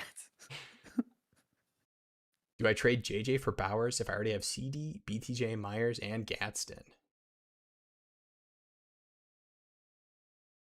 I would want to know tight end premium, but man, nothing wrong. Are we just there with Bowers? We might just be there, man. It's you don't want to like you don't want to overreact to 1 week thing, but man, the 1 week thing has been week 1 of the season when he was healthy before injury, and then his first week back, no brace. Like hard to not look at that. Jacobe Meyers is gone and think even in a lost season for the Raiders, he's just going to smash for the rest of the year and just going to be a stud. So we might just be in no tight end premium. I think they should go next to each other. I think it was Jacobe Meyers being like, I want my son to be like Brock Bowers or something. Like he's like a good guy. Or I believe it. And I'm like, I mean, yeah. I mean, I think the teams I had Bowers on, I was like, I just can't sell him when he's injured. Like I do think he is in a tier of his own. Talent wise, that's just what he is, you know. Like McBride has like crazy target share, but what we see Bowers do in college and in the NFL, I don't know if there's a tight end that really isn't the same level in terms of talent and fantasy output. Like he's just the safest tight end. I don't think you can cut Anthony Richardson. It would have to be like crazy shallow benches and like it makes sense in the format. Like, especially when you see stuff about like willing to go to the Rams to learn under Sean McVay, like there will be he's still like 22 or something. Yeah. Just, there will be times that you can sell Anthony Richardson in the future. Like there will be a news report. There will be he's going to the Saints and going to compete with Shuck year 2, Shuck and Rattler, or whatever rookie quarterback those teams bring That's in. going to be a QB room. Shuck, Rattler. No, dude, he's going to the Saints to Anthony be Richardson, Kyler Murray. That's he's going to be quite the QB room. He's not going to learn from Kellen Moore and Spencer Rattler. He's going to learn from Taysom Hill. He's going to be their new Taysom Hill. Let's go. Make it happen. What is up, Jake? Did we cover the Panthers beatdown of the Cheeseheads already? We did do a little bit of the breakdown, and I appreciate I know that helps Will's team too. I'm wearing the shirts in solidarity, but that was the only. I love the natural move back to show off the shirt. That was the one, like, I get so sad. And the thing that makes it, shout out to my friend, best friend from high school. He texts me after every Lions game, and whenever we lose, it's like he always says, "Do we suck?" ? And he like wants to know my take, and it's always from a negative standpoint. So I will say the one positive this weekend as a Lions fan was the Cheeseheads, and no trade deadline. Heard we were in the conversations for some edge rushers. Would have liked to see that happen, but I believe. But thank you, Jake, and thank you. Yeah, Carolina I mean, Panthers. First off, do the Lions suck? No. Like, your team's good. It just happens, right? Division games are weird. Okay. There's just something about it being at home. Panthers. I still don't believe in the Panthers when I watch that team. I'm just like, it's just we're just going to run the ball and then hope we win, right? Like, the defense isn't that great. The offense isn't that great. It's just, can we run over and over and over? But I will say, I don't want to podcast too much about the Panthers, given that we just started winning once that one Meow Mix podcast or whatever stopped recording. So I am happy that they're winning. 5 wins in the season feels like 5 wins at this point in the season. I haven't felt this since 2018. So I am pumped about that. But let's wait. Let's wait till we get around 7 wins before I start believing I might be watching football sometime in January for my team. That's fair. All right. I am getting the live stream asked questions ready. So let's hit one more here.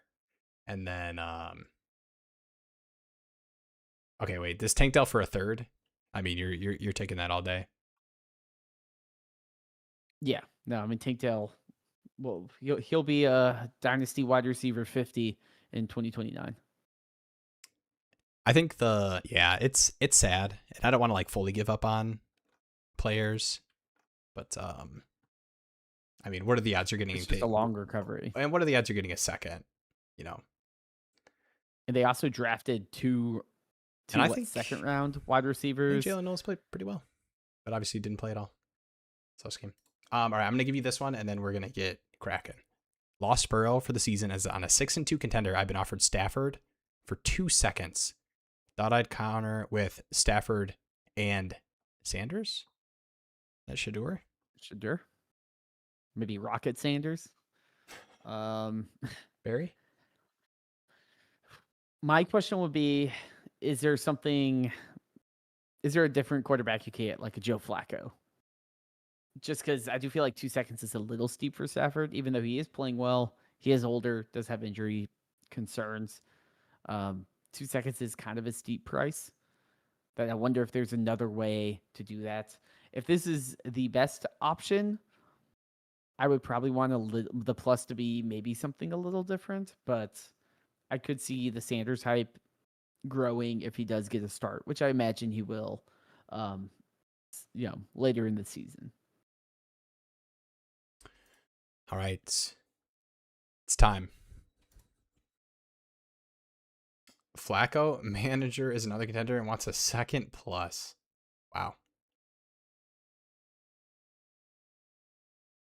This little Frazier Park reunion between let's go. Jake and Connor. Heck yeah.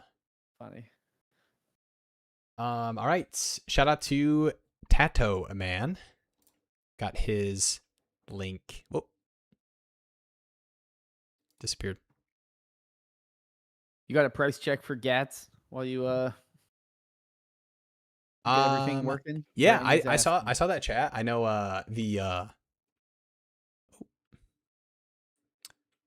Yeah, McBride is a tough buy. I think Gadsden is still purchasable.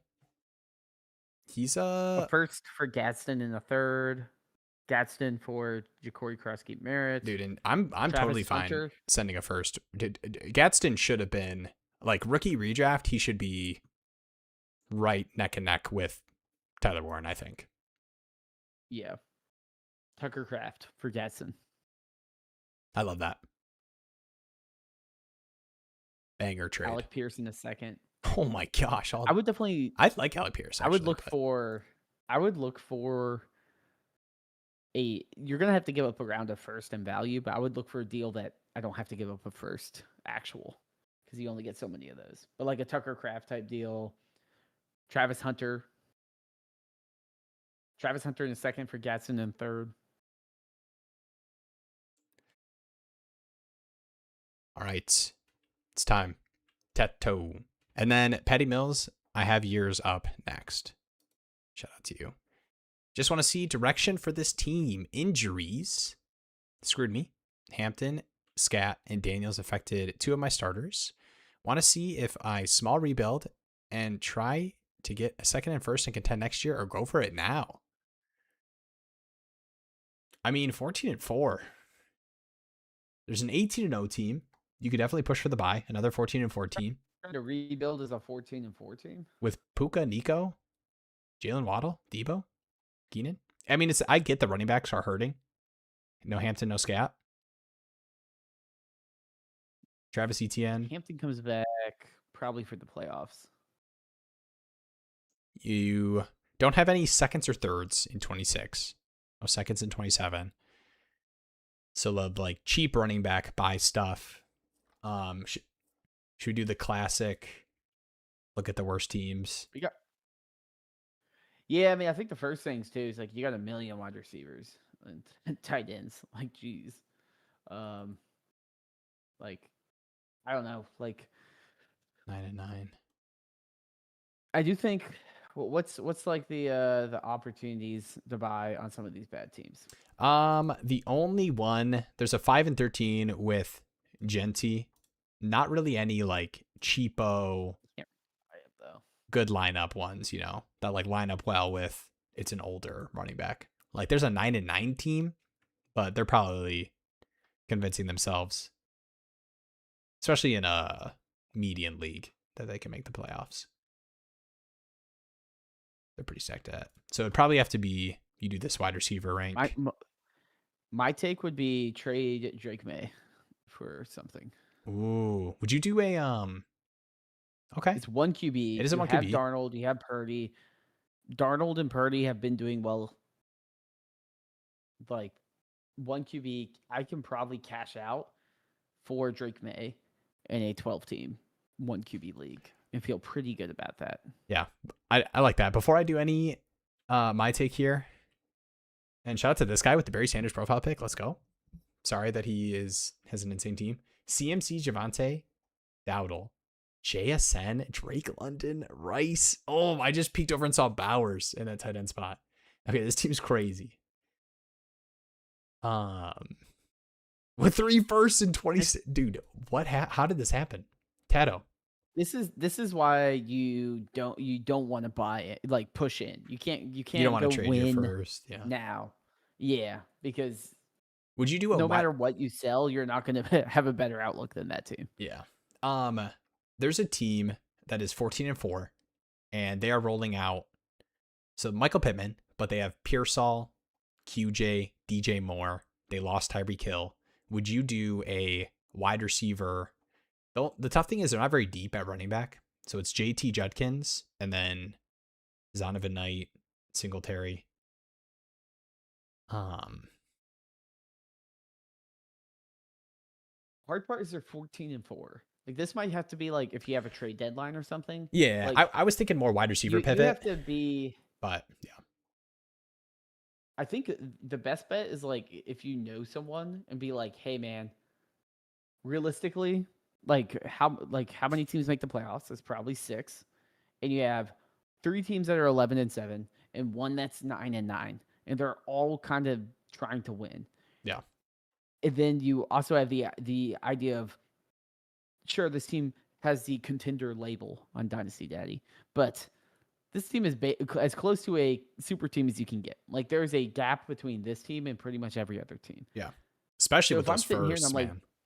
yeah, and I'm like, buddy, you are 9-9, you are 11-17, or not 17, 11-7, right? Like, realistically, you're barely going to be in as the 6th seed, and then you also have to face off against an absolute juggernaut. Like, do you want to be caught with your pants down? Like, either I will sell to you and you make that push and then kind of take me out of the picture, or you sell to me Yeah. and take yourself out of the picture and kind of retool. Because I think that, like, this isn't a league where it's like, oh, like, I want to stay in the mix too long, unless if I'm a top team, right? If I'm 14-4, I have a chance at a bye.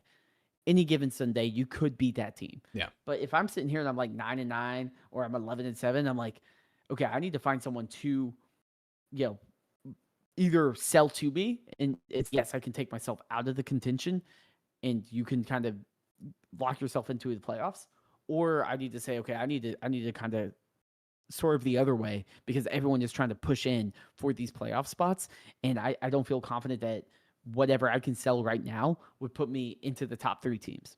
You're a top 3 team right now. Yeah, it's an interesting format. So, Jacoby. Oh, I did the Jacoby Brissett on waivers. It's a single quarterback league. It's an interesting format. I was like, why is the value 0? So it is super flex heavy. It looks like, because you can start 6 running backs. Because I was looking at this team. Super flex. I thought you meant super flex. I was like, no, it's 1 quarterback. Top 3 get their buy-in back. Okay. So I can get top 3 without selling hard. It would be worth. Yeah.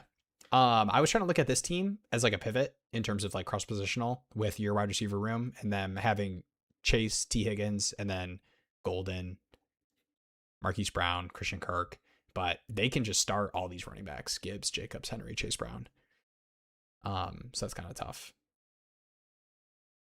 I think that the Zag move or whatever is just me hovering around these 11-7 teams, and every single week I'm just peppering them with, how are you feeling? Like, I'm interested in these players. Like, let me know.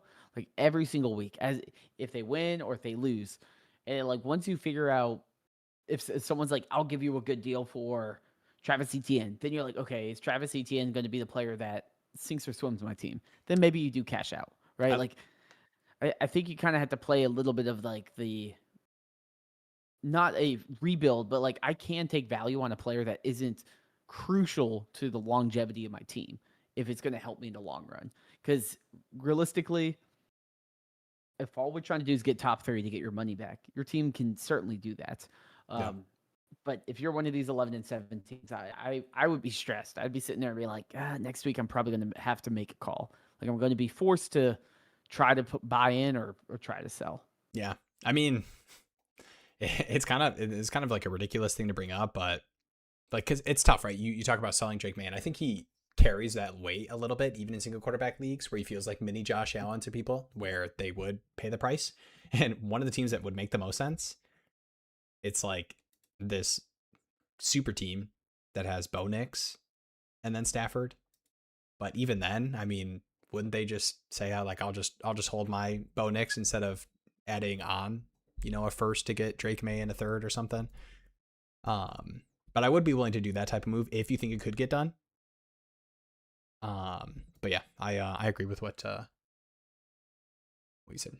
Olave for Gadsden, I would take Gadsden in pretty much all tight end premium formats. I'm a Gadsden guy. The role's been awesome. He looks good. Yeah, no, you take Gadsden every time. Yeah, it's going to be tough. Like, I would not expect a bunch of bidders to come through if you just like put Drake May on the block.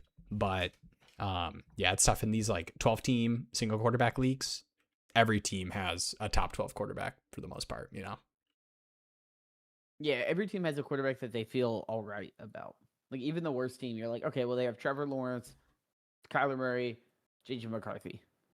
Or that's the serviceable. Yeah. The worst team has Jared Goff. Hey. Hey, No, we saw what happened. no. Yeah, that's true. I will. My one Jared Goff thing is, and I love you, Jared, but I think he would tell you he is just one of the worst quarterbacks facing a good pass rush. Just like absolute. People say statue. That is the Jared Goff. He is the statue. Yeah. He is just falling backwards. I need the Lions to do it this year. I need them to go to the Super Bowl just for the energy. I can't have another Chiefs Eagles. Don't diss the old man. No, that's I would never. Is he old? Not his fault. His knees don't work anymore. I feel like he's always kind of been a hobbler. Jared Goff and Daniel Jones very similar in that regard. Daniel Jones got a little skirt to him. Like I would love. There's been a ton of times in my life where I have seen Jared Goff on like 3rd and 4 have like the most wide open field in front of him, and I just know he's just not taking off. Like he has done it before. It's in his bag. It just so much has to go wrong for him to resort to that. I'm not the biggest like prop gambler or whatever, but I did do one once. It was like 2 years ago. And it was not like a boosted stat or anything, but it was Jared Goff, like over under a half a rushing yard. Like it was not one of those like free gimme, like, whatever's. And I was like, there's no way. Like, there's no way Jared Goff doesn't get at least one rushing yard in an NFL game. But I tell you, I watched that whole game, and it was just a QB sneak. That was the only play. I was dying for Jared Goff to get me a single meaningful rushing yard. So it is hard. There's a few of those guys. I feel like Stafford is similar in the regard of like he can sometimes just be a statue and not really, take advantage of those open plays. But at least with like the Goff type players, they usually don't melt down. Like a lot of the scramblers rely on the scrambling and then just have those complete meltdowns. Like a Daniel Jones, like a Sam Darnold's, like like Baker Mayfield on the Panthers, just because the Panthers suck. Like the players that kind of have the mobility, Kyler Murray, every other game, things like that. Yeah. All right, I have. We got a name. You're good at saying. This 10-man start 9 super flex. Who would you trade? Josh Allen for Jaden Daniels, Chardonnay, and a first. 27 first. Is that the Josh Allen price? I would move on, like if I'm in a 10x9 and my team, I've had Jaden Daniels and it's hurting me so much this year, and I'm just not going to be making the playoffs no matter what I do. I think it's a great cash out price. I'm a Jaden believer. As in you're taking the Josh Allen side? No, I'm taking the Jaden side. Oh, okay. I think you probably do. Yeah, man. I'm thinking a 10-man. Yeah,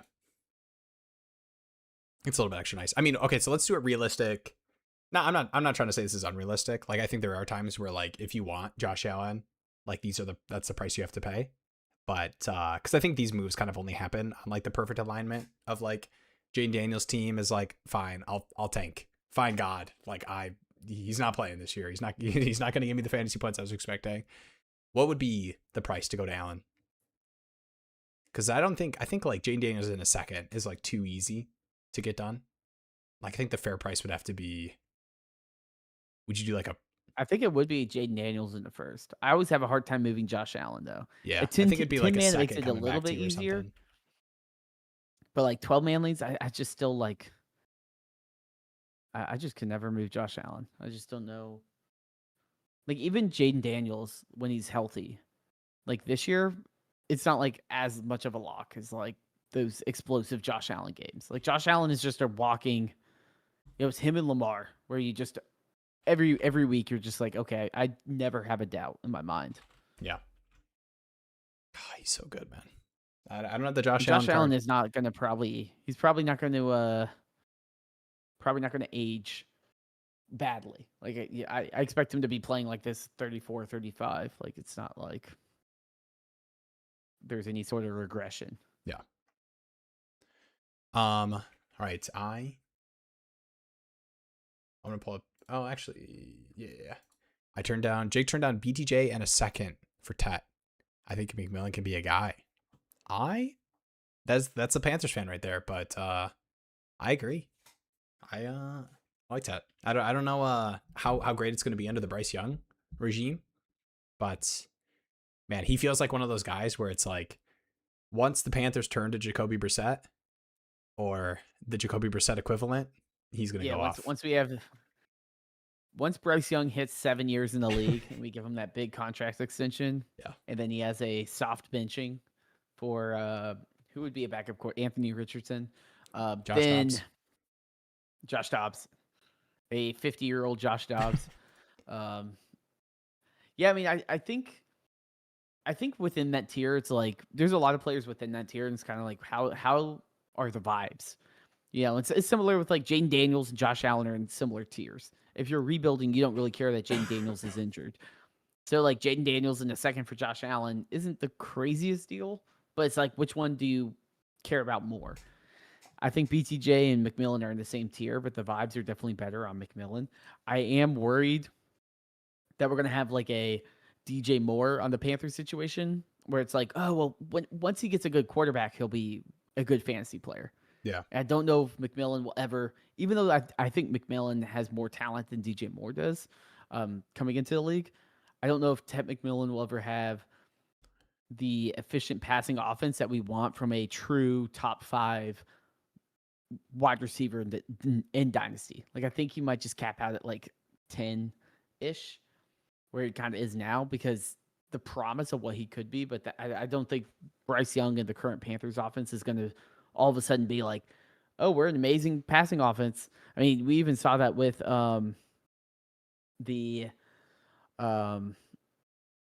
the game against the Packers, where it was like they won. It was 100 yards and interception for Bryce Young. It was like we're just running through Dowdle. It's not like that's good for Tet's fantasy production. Man, I said no more Kyler questions, but should I trade Kyler away for Luther Burden and Rico Dowdle, 12-team Superflex?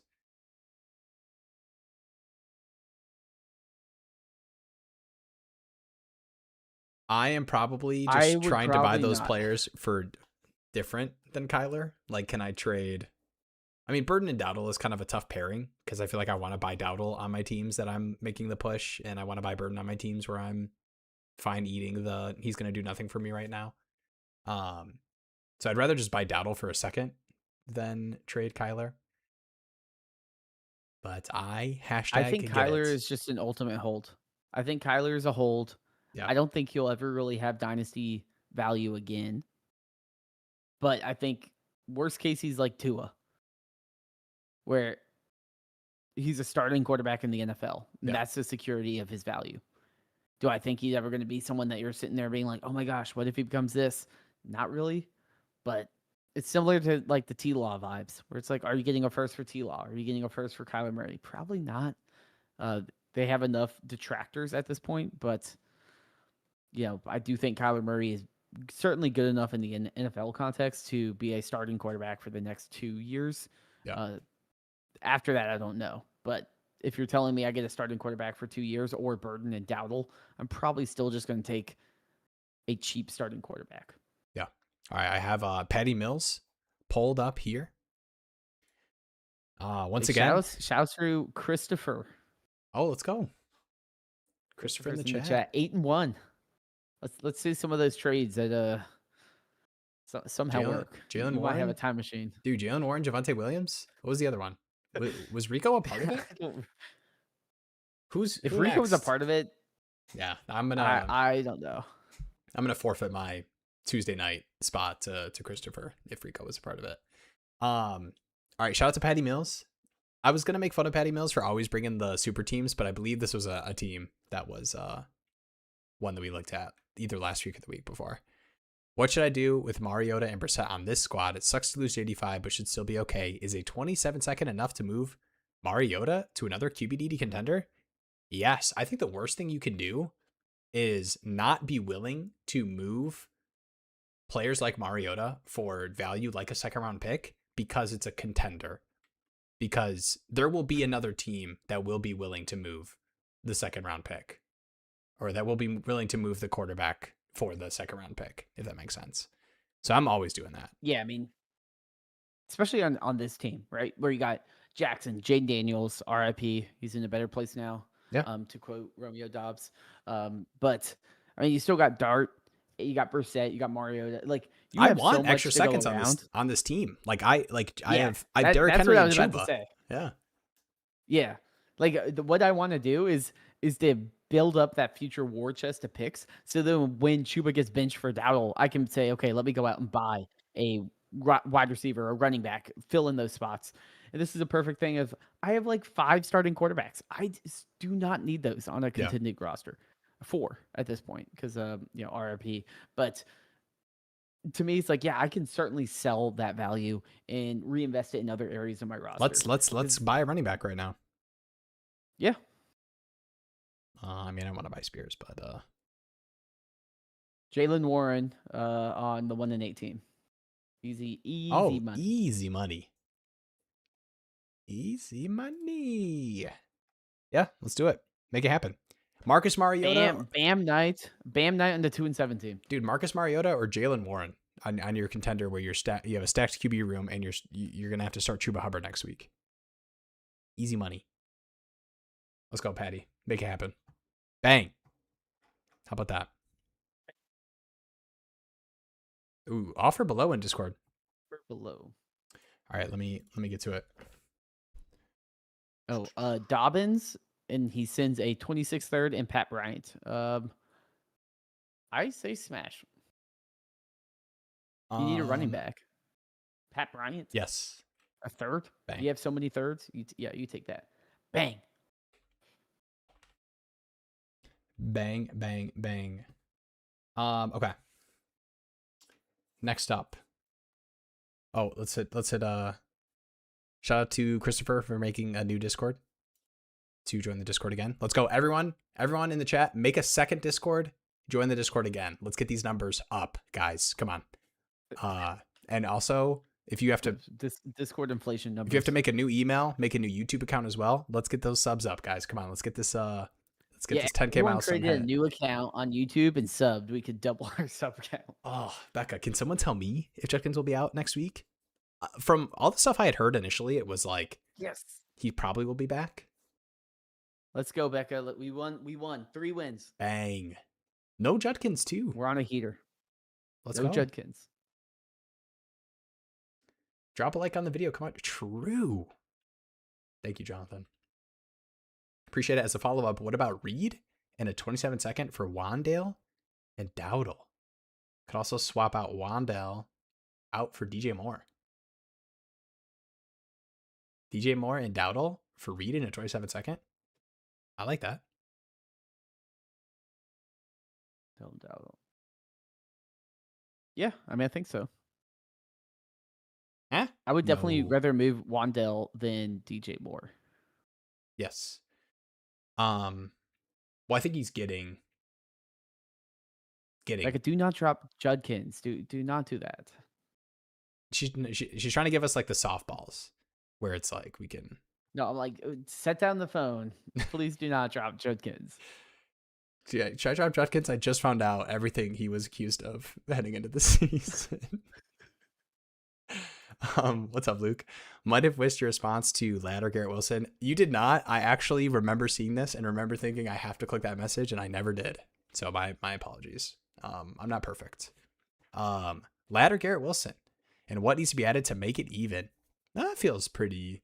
I'm on the Ladd side. Are you just taking any side that you get a plus? I would take any side I get a plus, but I am on the Ladd side of just the offense. You know? Like if there's 2 similarly valued dynasty tier receivers, give me the better offense, better expectations for this season. So I'm taking Ladd. I know Garrett Wilson's had good weeks with Justin Fields. The target share numbers are bonkers, but I don't know, man. Give me the guy who's catching passes from Justin Herbert.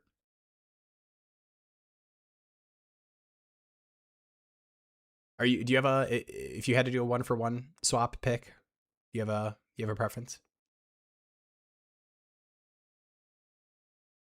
I'd probably lean Lad just because the offensive efficiency and all that. But they're so close to me that, Yeah. like, I don't think either have kind of established themselves outside of that tier. All right. I have another one here. This is...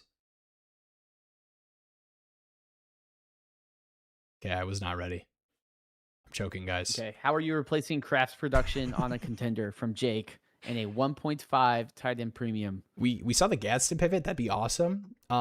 It probably more realistically is the best tight end. Like, do any of these... Just a Hunter Henry? You're just going to live with that? Yeah, I mean, I think the worst thing you could do is, like, let me send, like, Kraft and a second for Dalton Kincaid or something. Like, let me go get a similar, like, a dynasty value tight end, and I'm tacking on a pick on top of Kraft or something. Like, I'd much rather just get gross. Like, give me Zach Ertz, give me Hunter Henry. Luke Musgrave. Dang. No, I agree. I think I'd rather just live with the Ertz and the Hunter Henry type players and just see how that goes versus trying to overpay for a dynasty value guy. Maybe one guy to target though, like maybe a Kittle. I feel like some people that have him haven't gotten the production from him all season. Kittle, so they might not be on good teams. A part of the trade we'll be taking a look at the end of the stream. The build up, the suspense. I think almost all the pieces on my side have been revealed that I'm receiving in the trade. All right, I have this one ready, if you are ready. Shout out to Grovester in the live stream ask. I think somebody, I just am remembering somebody said, how do I get in the Discord? I saw a message earlier and meant to click it. I got distracted. We were in lightning mode. Link in the description. So if you are on your computer, you can scroll down and click that. You'll see a bunch of text. There's a Discord join link there. Or if you go to the dynasty-daddy.com website, link to join the Discord is there as well. How did I do, Jeremy? Is that good? Good Discord plug? Flawless. You do better than me. I've been practicing in the mirror before I get on the stream. All right. What we looking at here? We are looking at Will updating the overlay. All right. Grovester, 12-team league, 12 by 10, full PPR. I have Achane and JT, but other than that, I have literally 0 RB depth. What would be a good target to go after and a good trade to make them? El Freaky and the boys team here. Pretty sick team. Lamar, Penix, Stafford, Flacco, QB room, Amon-Ra, Rice, Odunze, Nico, Keenan, Jacoby, Gadsden, Kyle Pitts, Mark Andrews. Every other wide receiver that's available. Adonai Mitchell, the new New York Jet. All right. That's true. Watch out. What's his name? John Minchie. Have a QB2 battle. All right. Kyron is on the 2-7 team. And the tough thing about RB depth is a lot of times I only want to buy it when I need it, you know? Like I'm fine starting all these receivers and just rolling out these 2 running backs. So I wouldn't be forcing myself to make a buy in a move, because the worst thing you can do is like, I mean, you'd be happy to start Kyron over like Keenan and Jacoby for sure. So it might be a moot point I'm making right now. But that's kind of a general note. What would you send to this team for Kyron? 2-7.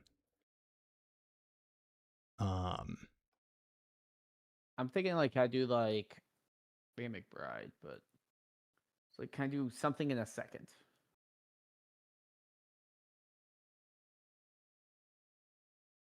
I was trying to get crazy, but I probably Michael should just Penix take a deep breath. Second. Michael Penix in a second. Yeah, I'm trying to put myself in this team's shoes. I'm probably just. Team also has Joshua Jacobs. Oh damn!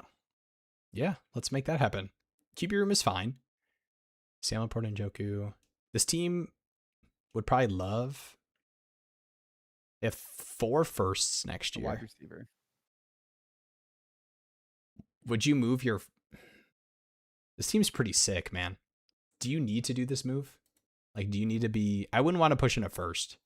The issue is like, am I going to trade a first for Josh Jacobs and then bench Keenan Allen? That doesn't seem like it's worth the upgrade, to be honest. Yeah. Like Keenan Allen's probably a walking 10 points. And it's like, what's Josh Jacobs? It's like probably 14. But is it worth giving up a first? Probably not. Yeah. Is there like a super cheap running back that's on a bad team? Like not like a there's like Zonovan Knight, but I don't even know if he'll be relevant. Yeah, the Kyron Vidal. Like Vidal is kind of risky. Chase Brown on a 3 and 6 contender. But that's probably a tough buy after this week. There's a 4 and 5 team with Jalen Warren on it. These are kind of tough because these teams probably still want to fight to make the playoffs. Yeah, that's the thing is I'd probably check in on the Jalen Warren team, especially with like BTJ. They just lost Jaden Daniels too.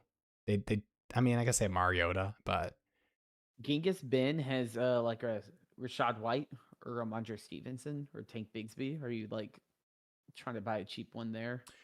The thing with like those kind of moves is like you said, and like I kind of was saying earlier, like I'll just start JT every week, and then bye week hits. Because who even has? When's the Colts bye week?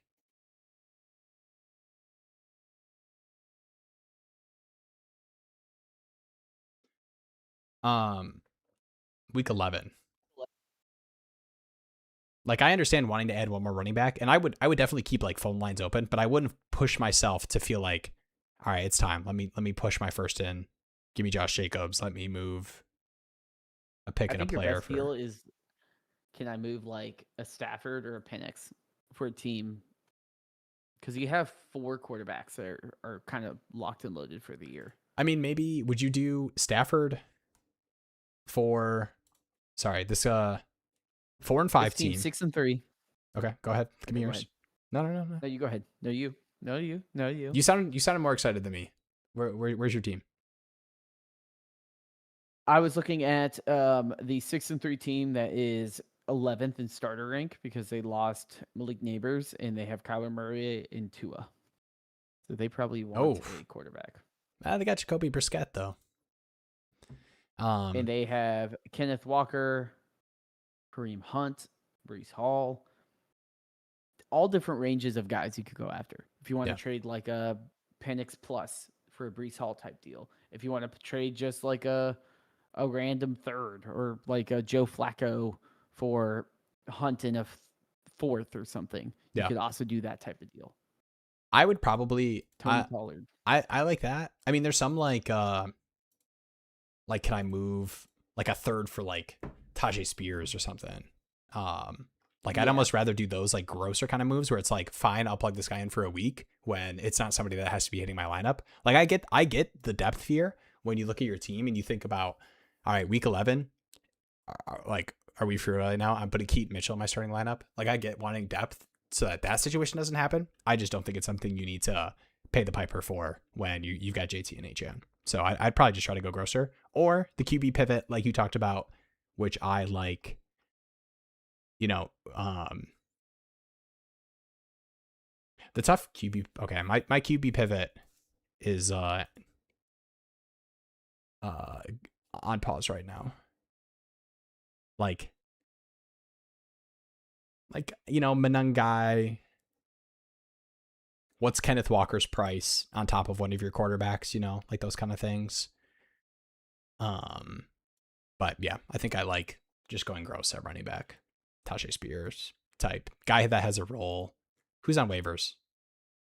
Okay, actually, the only guy the only time I would trade a first is like if, God forbid, like A-Chain or JT go down. Yeah. And then it's like, okay, I need a Josh Jacobs, so I'll go pay for it. You could probably talk me into that, but yeah, I agree. It's more of not a team. Especially, yeah, you're 7-2. I mean, I kind of get like you feel like it improves your lineup enough to push for the bye, but Maybe I do that as we get closer, and I'm, if I win this week, I get the bye. Like, okay, that's worth me. Maybe not the first, but some kind of more pushing deal. All right. I'm gonna give you. I run a clean shift. Does he need to go? I said it's accused of. It's allegedly. I think it was dropped, but I don't know. Not, but don't drop him. It was dropped. Don't drop. Would you trade away Love for Shroud and Doubs, or not enough to close the gap between the two quarterbacks? 12 team Superflex start 10. I like Doubs, but like how impactful is Doubs in your 12 team start 10? Like who are you starting Doubs instead of? Yeah, and then you also have the added wrinkle of Jaden Reed's probably coming back. Christian Watson. I guess with Tucker Kraft going down, like Christian Watson's a little banged up. I don't know. Doubs is nice, but it's a headache. That's basically the summary of every Packers wide receiver. It's like, oh, Reed's nice, but it's a headache. Yeah. Christian Watson's nice, but it's a headache. I probably need a little bit more, but I'm probably lower than most on Love as a fantasy quarterback. So that might just be a little bit of my bias. That's fair. All right, you want to pull up another one? I'm getting this one ready. Yes. We got a Christopher remembering the moment. Marvin Mims for Rico in 2 seconds is a bad trade of the 3. I felt untouchable. Oh boy, we all make mistakes. Let's see. Did we hit this one? Matthew said, "I'm rebuilding and was offered Ricky Pearsall. I would have to send away a late first this year, but I would have 3 other first this year. So he has 4 first-round picks. Are you sending away a late first-round pick for Ricky Pearsall?"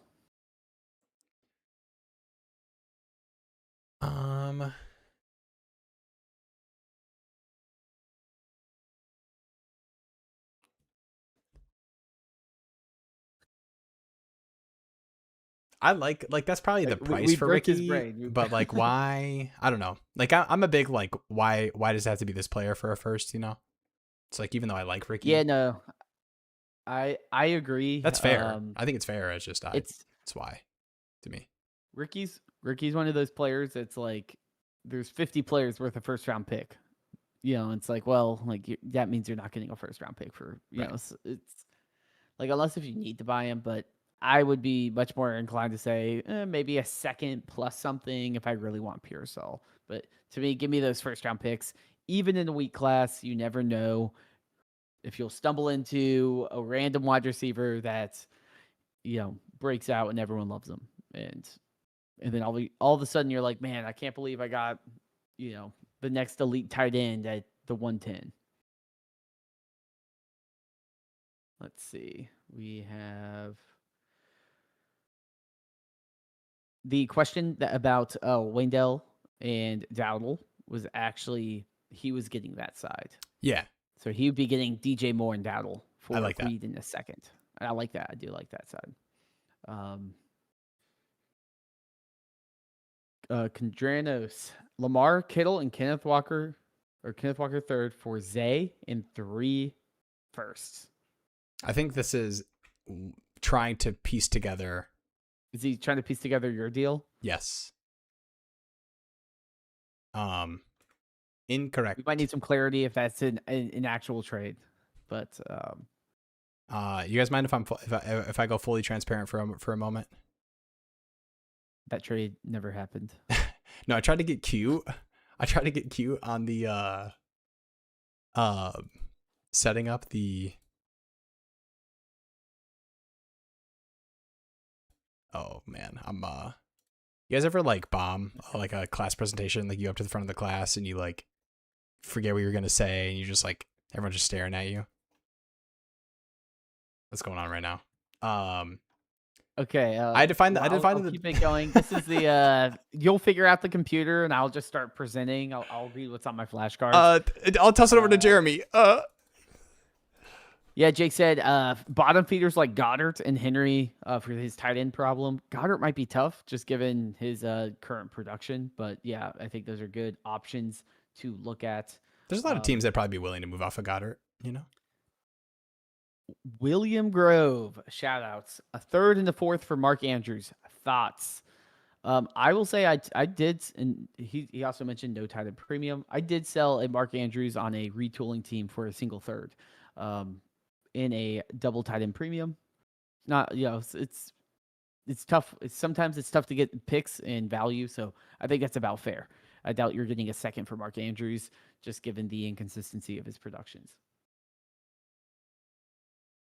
Any take you want to call me wrong on? No, I love it. Are you still trying to? Okay, we were trying to fix the PowerPoint, guys. We're in the streets right now. I'm just gonna click it and see how bad it looks. Are you guys down? Who's down? I'm scared. I don't know what you're doing.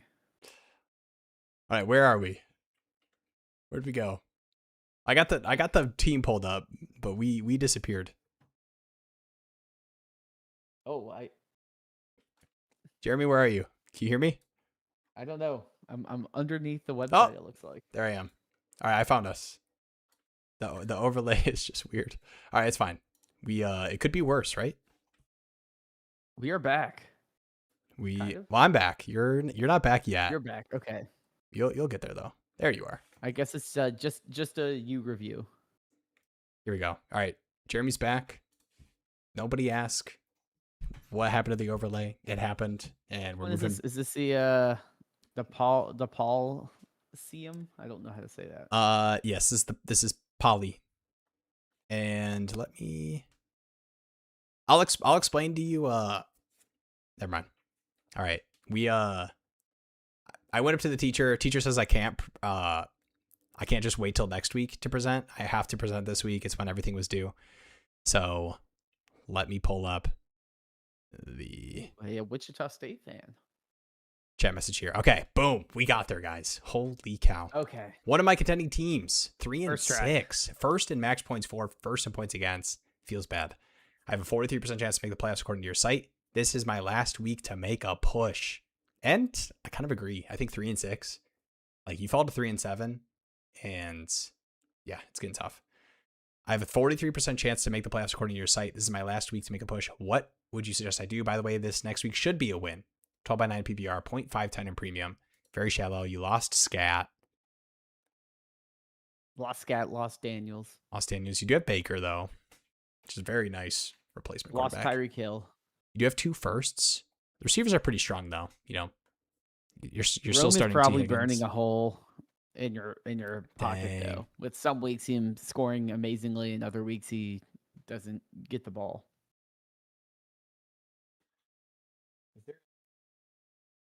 Just looking at this team, like, are you like having Kamara?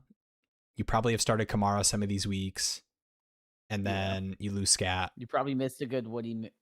Probably missed a good Woody weeks. Like Woody drops 20, you're like, oh, I'll start him. I mean, the team's pretty sick. Like Lamar, Baker, Genty. Hopefully Bucky's back, RB2. Especially with this week being a win, that's very nice. Like I would probably be patient from the running back buy perspective. It's a boring answer, but would you be patient with this team and just make sure you win this next week before pushing in any kind of picks or making any kind of moves to bolster the starting lineup?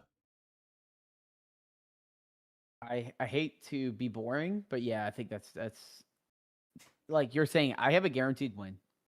My team is fine. Like I don't see a glaring issue on this team. The biggest issue is your running backs are probably. You're rolling out GT, you've missed Bucky, you missed Scat, and now you've been rolling with Kamara, Marks, like kind of like all these guys that are all over the place in terms of consistency. So I do think eventually you may want to say like there's a Derrick Henry on this 3 and 6 team, might be worth trying to buy him. But it's going to be hard because a lot of the win now running backs are kind of already consolidated on the top teams. Like outside of Derrick Henry, most of them are like maybe Derrick Henry, maybe David Montgomery, Breece Hall. Those are your options on kind of the rebuilding teams. But I don't think this is a team where I'm super desperate, especially if Bucky Irving is playing. Then I feel pretty confident that I can roll out what I have and just live with it. Yeah, I agree. It's also one where it's like if things go south, you're not caught with your pants down. This is not a bad situation to be in. You have your first round pick and your second round pick. You have another pick, Pope. I don't know. You have a first round pick of a team that is 3-6. Nice. And your core, Lamar Jackson, Jaden Daniels. Honestly, Baker Mayfield's a core piece at this point. Yeah. Puka, Jaxon, Ashton GT, you can wait on him to develop into that core guy. Bucky Irving. Like the core is there. It's just like injuries have hurt you. But I'm not trying to panic or do anything aggressive. Because realistically, here's our reality check moment. You're probably not making the playoffs. Even if you plug it into the site and it says, hey, this team looks good now. It wasn't good when half these players were injured. You're probably not making the playoffs. I do think... like, I'm not panicking and trying to sell the future window that this team's going to have in the future years. For sure. Yeah. None of your, like, what is expiring off this team? It's like Kelsey, you have Jake Ferguson, who's Kamara. Like, Kamara, like you have Genty, Bucky. Like, I'd be fine doing like a scat pivot would be the only move like I would consider to like try to have a conversations about with some of these tanking teams. But yeah, like you said, I think is definitely a patient, you win this week, you can reevaluate, maybe like 7-2. Okay. 3 7-2s, a 6-3. You're pushing against one of these 5 and 4 teams, right? If it's 6 playoff spots. Mm-hmm. So, and this team, that team is bad, honestly. Like JMO, Christian Cam Watson, Ward, yeah, Tyron Tracy. So I actually, I think I would probably not. I wouldn't want to use a first round pick, but if do not sell your 2 firsts. No, because those could both be early. But if next week comes around and you win, and Bucky doesn't play, and the week after that it's mysterious Bucky thing, I would be willing, and this is probably you come back to the stream next week and we talk about this, I would be willing to move some pick, not a first, to fill in that RB2 spot to like really solidify this lineup because, you kind of do have to buy wins on this team, but I don't want to use first to do it. All right. Wow. That was a battle, guys, but I pushed through. I know I choked for a little bit. There's probably like 15 minutes there I would have liked to have deleted, but it's okay. We're doing it live. Ups and downs. I think we have one more from Christian. Or Christopher. And then we are at 2 hours. Will can play the sick card. We're getting there. That's why it was bad, guys. 8-1. Single QB. What am I doing with this team? Okay, this is probably a quick... Wow. This is a no pick banger. What am I doing with this team? Josh Allen, Daniel Jones, Genty, Javonte, Jalen Warren, Bill, Woody Marks, JSN, London, Rome, Worthy Pearsall, Trey McBride, Arande Gadsden. I have one no picks. One feedback of what do you do with this roster? Real quick, half PPR, and I don't see a tight end premium. Go ahead. 12 teams. What you do with this roster is find a way to get some sort of picks, man. Yeah. Pearsall, some of these running backs, Woody Marks, Bill. Yeah. Like you got it. You're going to have to liquidate something. Like whether it's like, hey, I can get elite value for Gadsden. I think this is a team where you cash out on that elite value. Low key, if you can cash out on Josh Allen in a 1 QB league and get good value in terms of picks, rolling with Daniel Jones isn't a sin. Like he's also scoring pretty decently. You're not wrong. You're not wrong, especially if there's QBs on waivers. Not really. Man, Josh Allen is just, I can't do it, dude. This team's sick. I mean, you have no picks, so I understand how we got there. It's sick, but like I'm telling you what's not going to be sick is when you're sitting there in the playoffs and you're like, I have to win this, otherwise I'm tossed into an endless pit of depression because now Drake London gets hurt. Have a pick until the next presidential election. I couldn't, like, I have teams that I've traded away like all my firsts and seconds for like the next year, but I still have like a second in 2027. Yeah. Like I've never gone full Christopher. Never go full Christopher. But this team is nice. I like Eddie in the flex. I agree. Don't mind that. Yeah, I think Xavier and Ricky, they're kind of tough sells right now just because the like vibes are pretty bad with the Ricky Pearsall injury stuff. And like the people that would buy like Ricky Pearsall right now don't want to give you picks for him because it's probably, you know, like I'll take this receiver that's not playing out for hands. To like Rome. Yeah. McBride for strong picks is not a bad idea either. Like you're definitely getting more than Gadsden right now. No tight end premium. I get not wanting to move off of these awesome projections on contenders, but like if you could get like, can I turn Trey McBride and Worthy or something into like a wide receiver in a second or something? You know, can I get some sort of picks for some flexibility while still like improving my lineup by moving McBride? I like the waiver wire rookie pickups. You know what, Christopher? I am not going to talk down on the Christopher methods. Okay. So if you say, I will also say rookie picks don't matter, rookie picks don't matter. If I'm curious if you're picking up Woody Marks, JCM, Rashard Smith, like all those players probably should be drafted. Gadsden's like maybe he was a little bit of a deeper stash. Is this Jawan Johnson on waivers? Dude, I'd pick up Jawan Johnson and trade. I mean, yeah, he's drop Isaiah Bond, pick up Jawan Johnson, trade Parker Washington, trade McBride, or at least consider it. Where are these like contending bad tight end teams? Jake Ferguson he's fine with. Kincaid's fine with. That's the tough thing about trading tight end, man. We do this every time we talk about trading tight ends. No. People are like, I'll just start Kelsey. I'll just start Njoku. The thing too about like you'll say 12 teams. Well, there 12 good tight ends need to exist. But then like half the rebuilding teams don't give a crap. Yeah. Yeah, like unless if it's a McBride, like it has to be a true centerpiece. And there's like not entice them. And there's not a strong enough piece on like this 2-7 team that has Evan Ingram and has no, I mean like Brenton Strange, but like even them, it's like that's what I was looking at. I was like, Chouhani, welcome aboard. Let's go. He's got the college connection with Tyler Shuck. You know, come on. And no Rasheed Shaheed. It's gonna be. I'll say Kyler Murray in the black and gold is gonna look good. That's we put it into the universe. All right.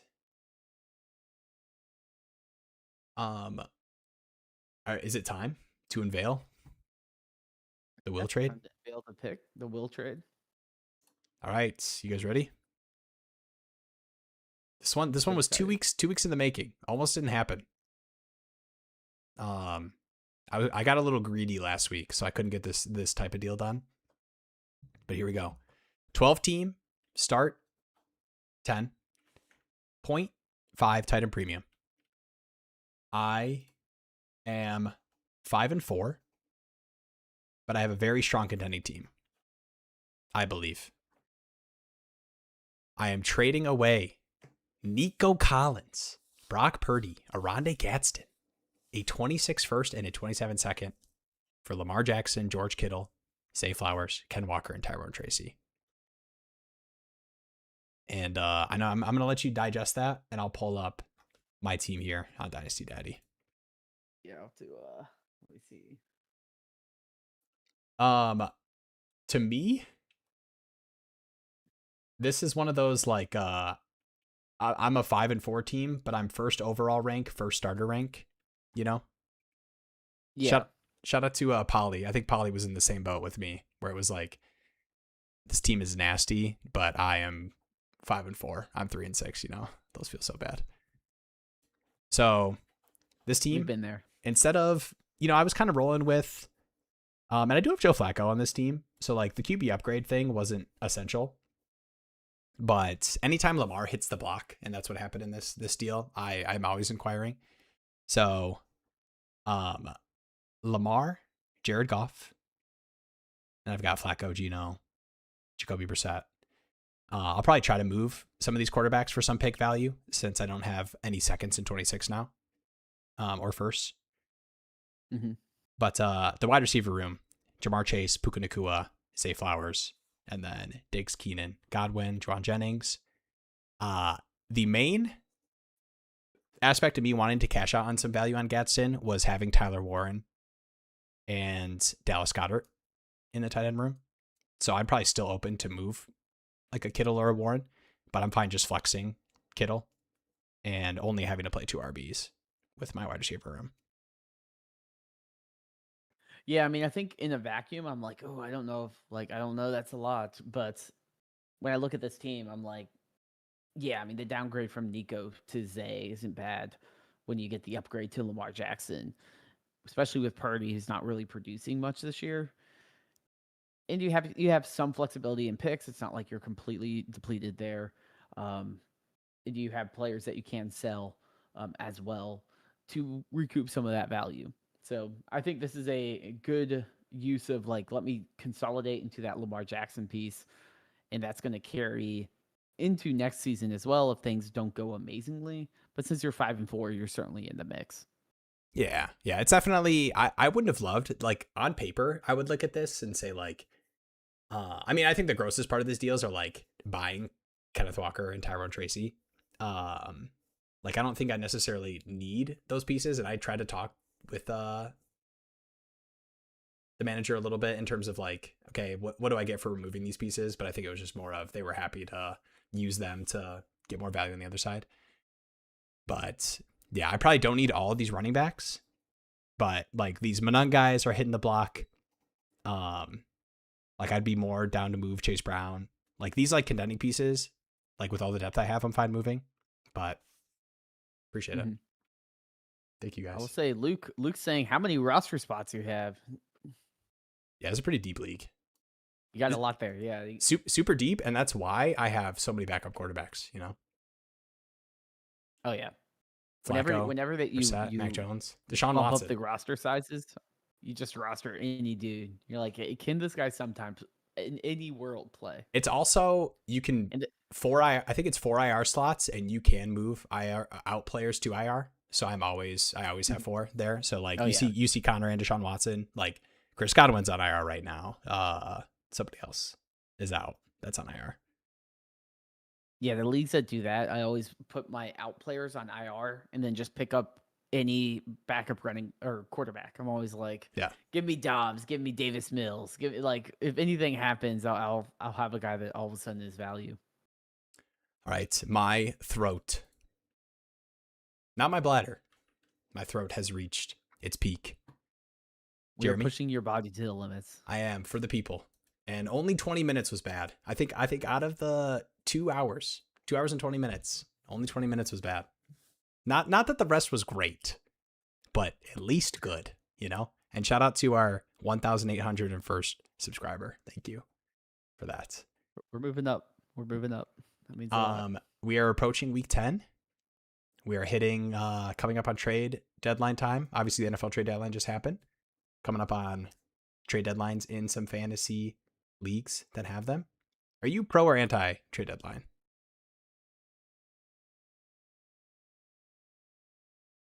I'm not like so anti, like I'm like I get it, Yeah. I think it kind of adds a little bit of a different strategy in a sense of like, because I think the pro trade deadline or pro against or anti trade deadline arguments. Sorry, the pro against, yeah. I'm 2 hours in as well. The against trade deadlines, like, well, the values change during the playoffs and teams get desperate and they'll overpay for certain players on teams that are out of it because they want to win. And I'm like, I do see that. But I also think there's an angle of you get to that trade deadline like week and the teams that are in it have to kind of overpay anyway to make their bets and say, is it like, do I feel comfortable going into the next couple weeks knowing that injuries could happen and have an answer on my roster? Yeah. So I don't think it's like a terrible thing as long as it's late.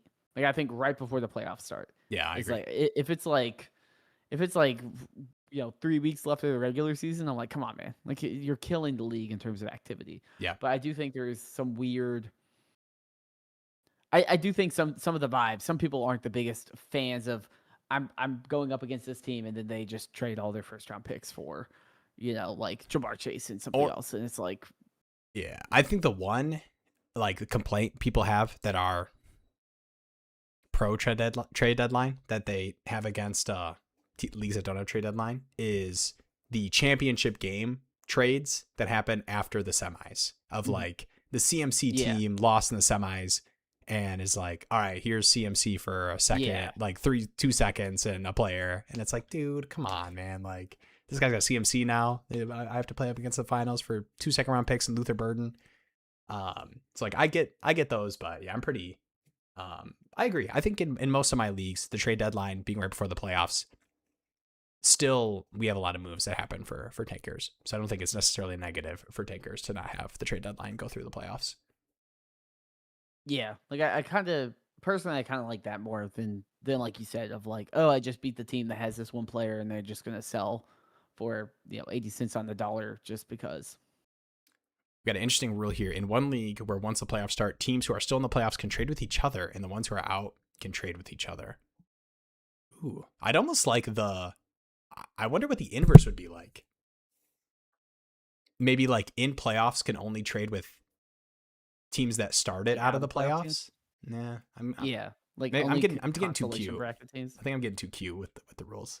You're giving the commissioner a headache. That's what you're doing. Yeah. You're like, oh, I got to keep track. I do like the Which leagues team? that do the 2-13 goes to the consolation bracket winner. I think that is fun because it's like matters ish.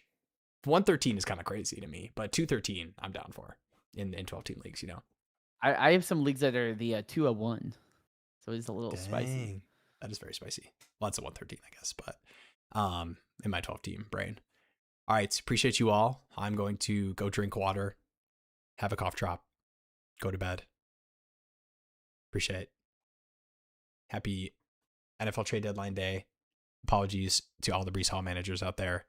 Next year, he'll be a Jet and franchise tagged, but a couple years from now. Yeah. I will say too, if you are a part of the Dynasty Daddy Club Patreon, I'll be rolling out the the fantasy red zone. Yes. Early access stuff. So we'll be working through some of the kinks there. But that will be a part. I'll be in the club tools this week. That is perfect for me. I am a big at my computer watcher. I think that'll be really cool. And then, what do I do with Kyler though? Sleep it off. We'll have to have like a counter of how long do we have to hold Kyler until people want Kyler again. Let's revisit this stream once the craziest Kyler news happens. Like he goes to the Saints or he retires to become a COD streamer, or we'll revisit the stream. Go through all the Kyler mentions. All right. Him and Bronny joined FaZe Clan. All right, love that. Yeah, I guess I already did the parting words. Appreciate you all. You guys, you make the stream what it is. Wouldn't be the same without you. Pulling at the heartstrings. All right, appreciate you all. I'm hitting the outro button. Peace out.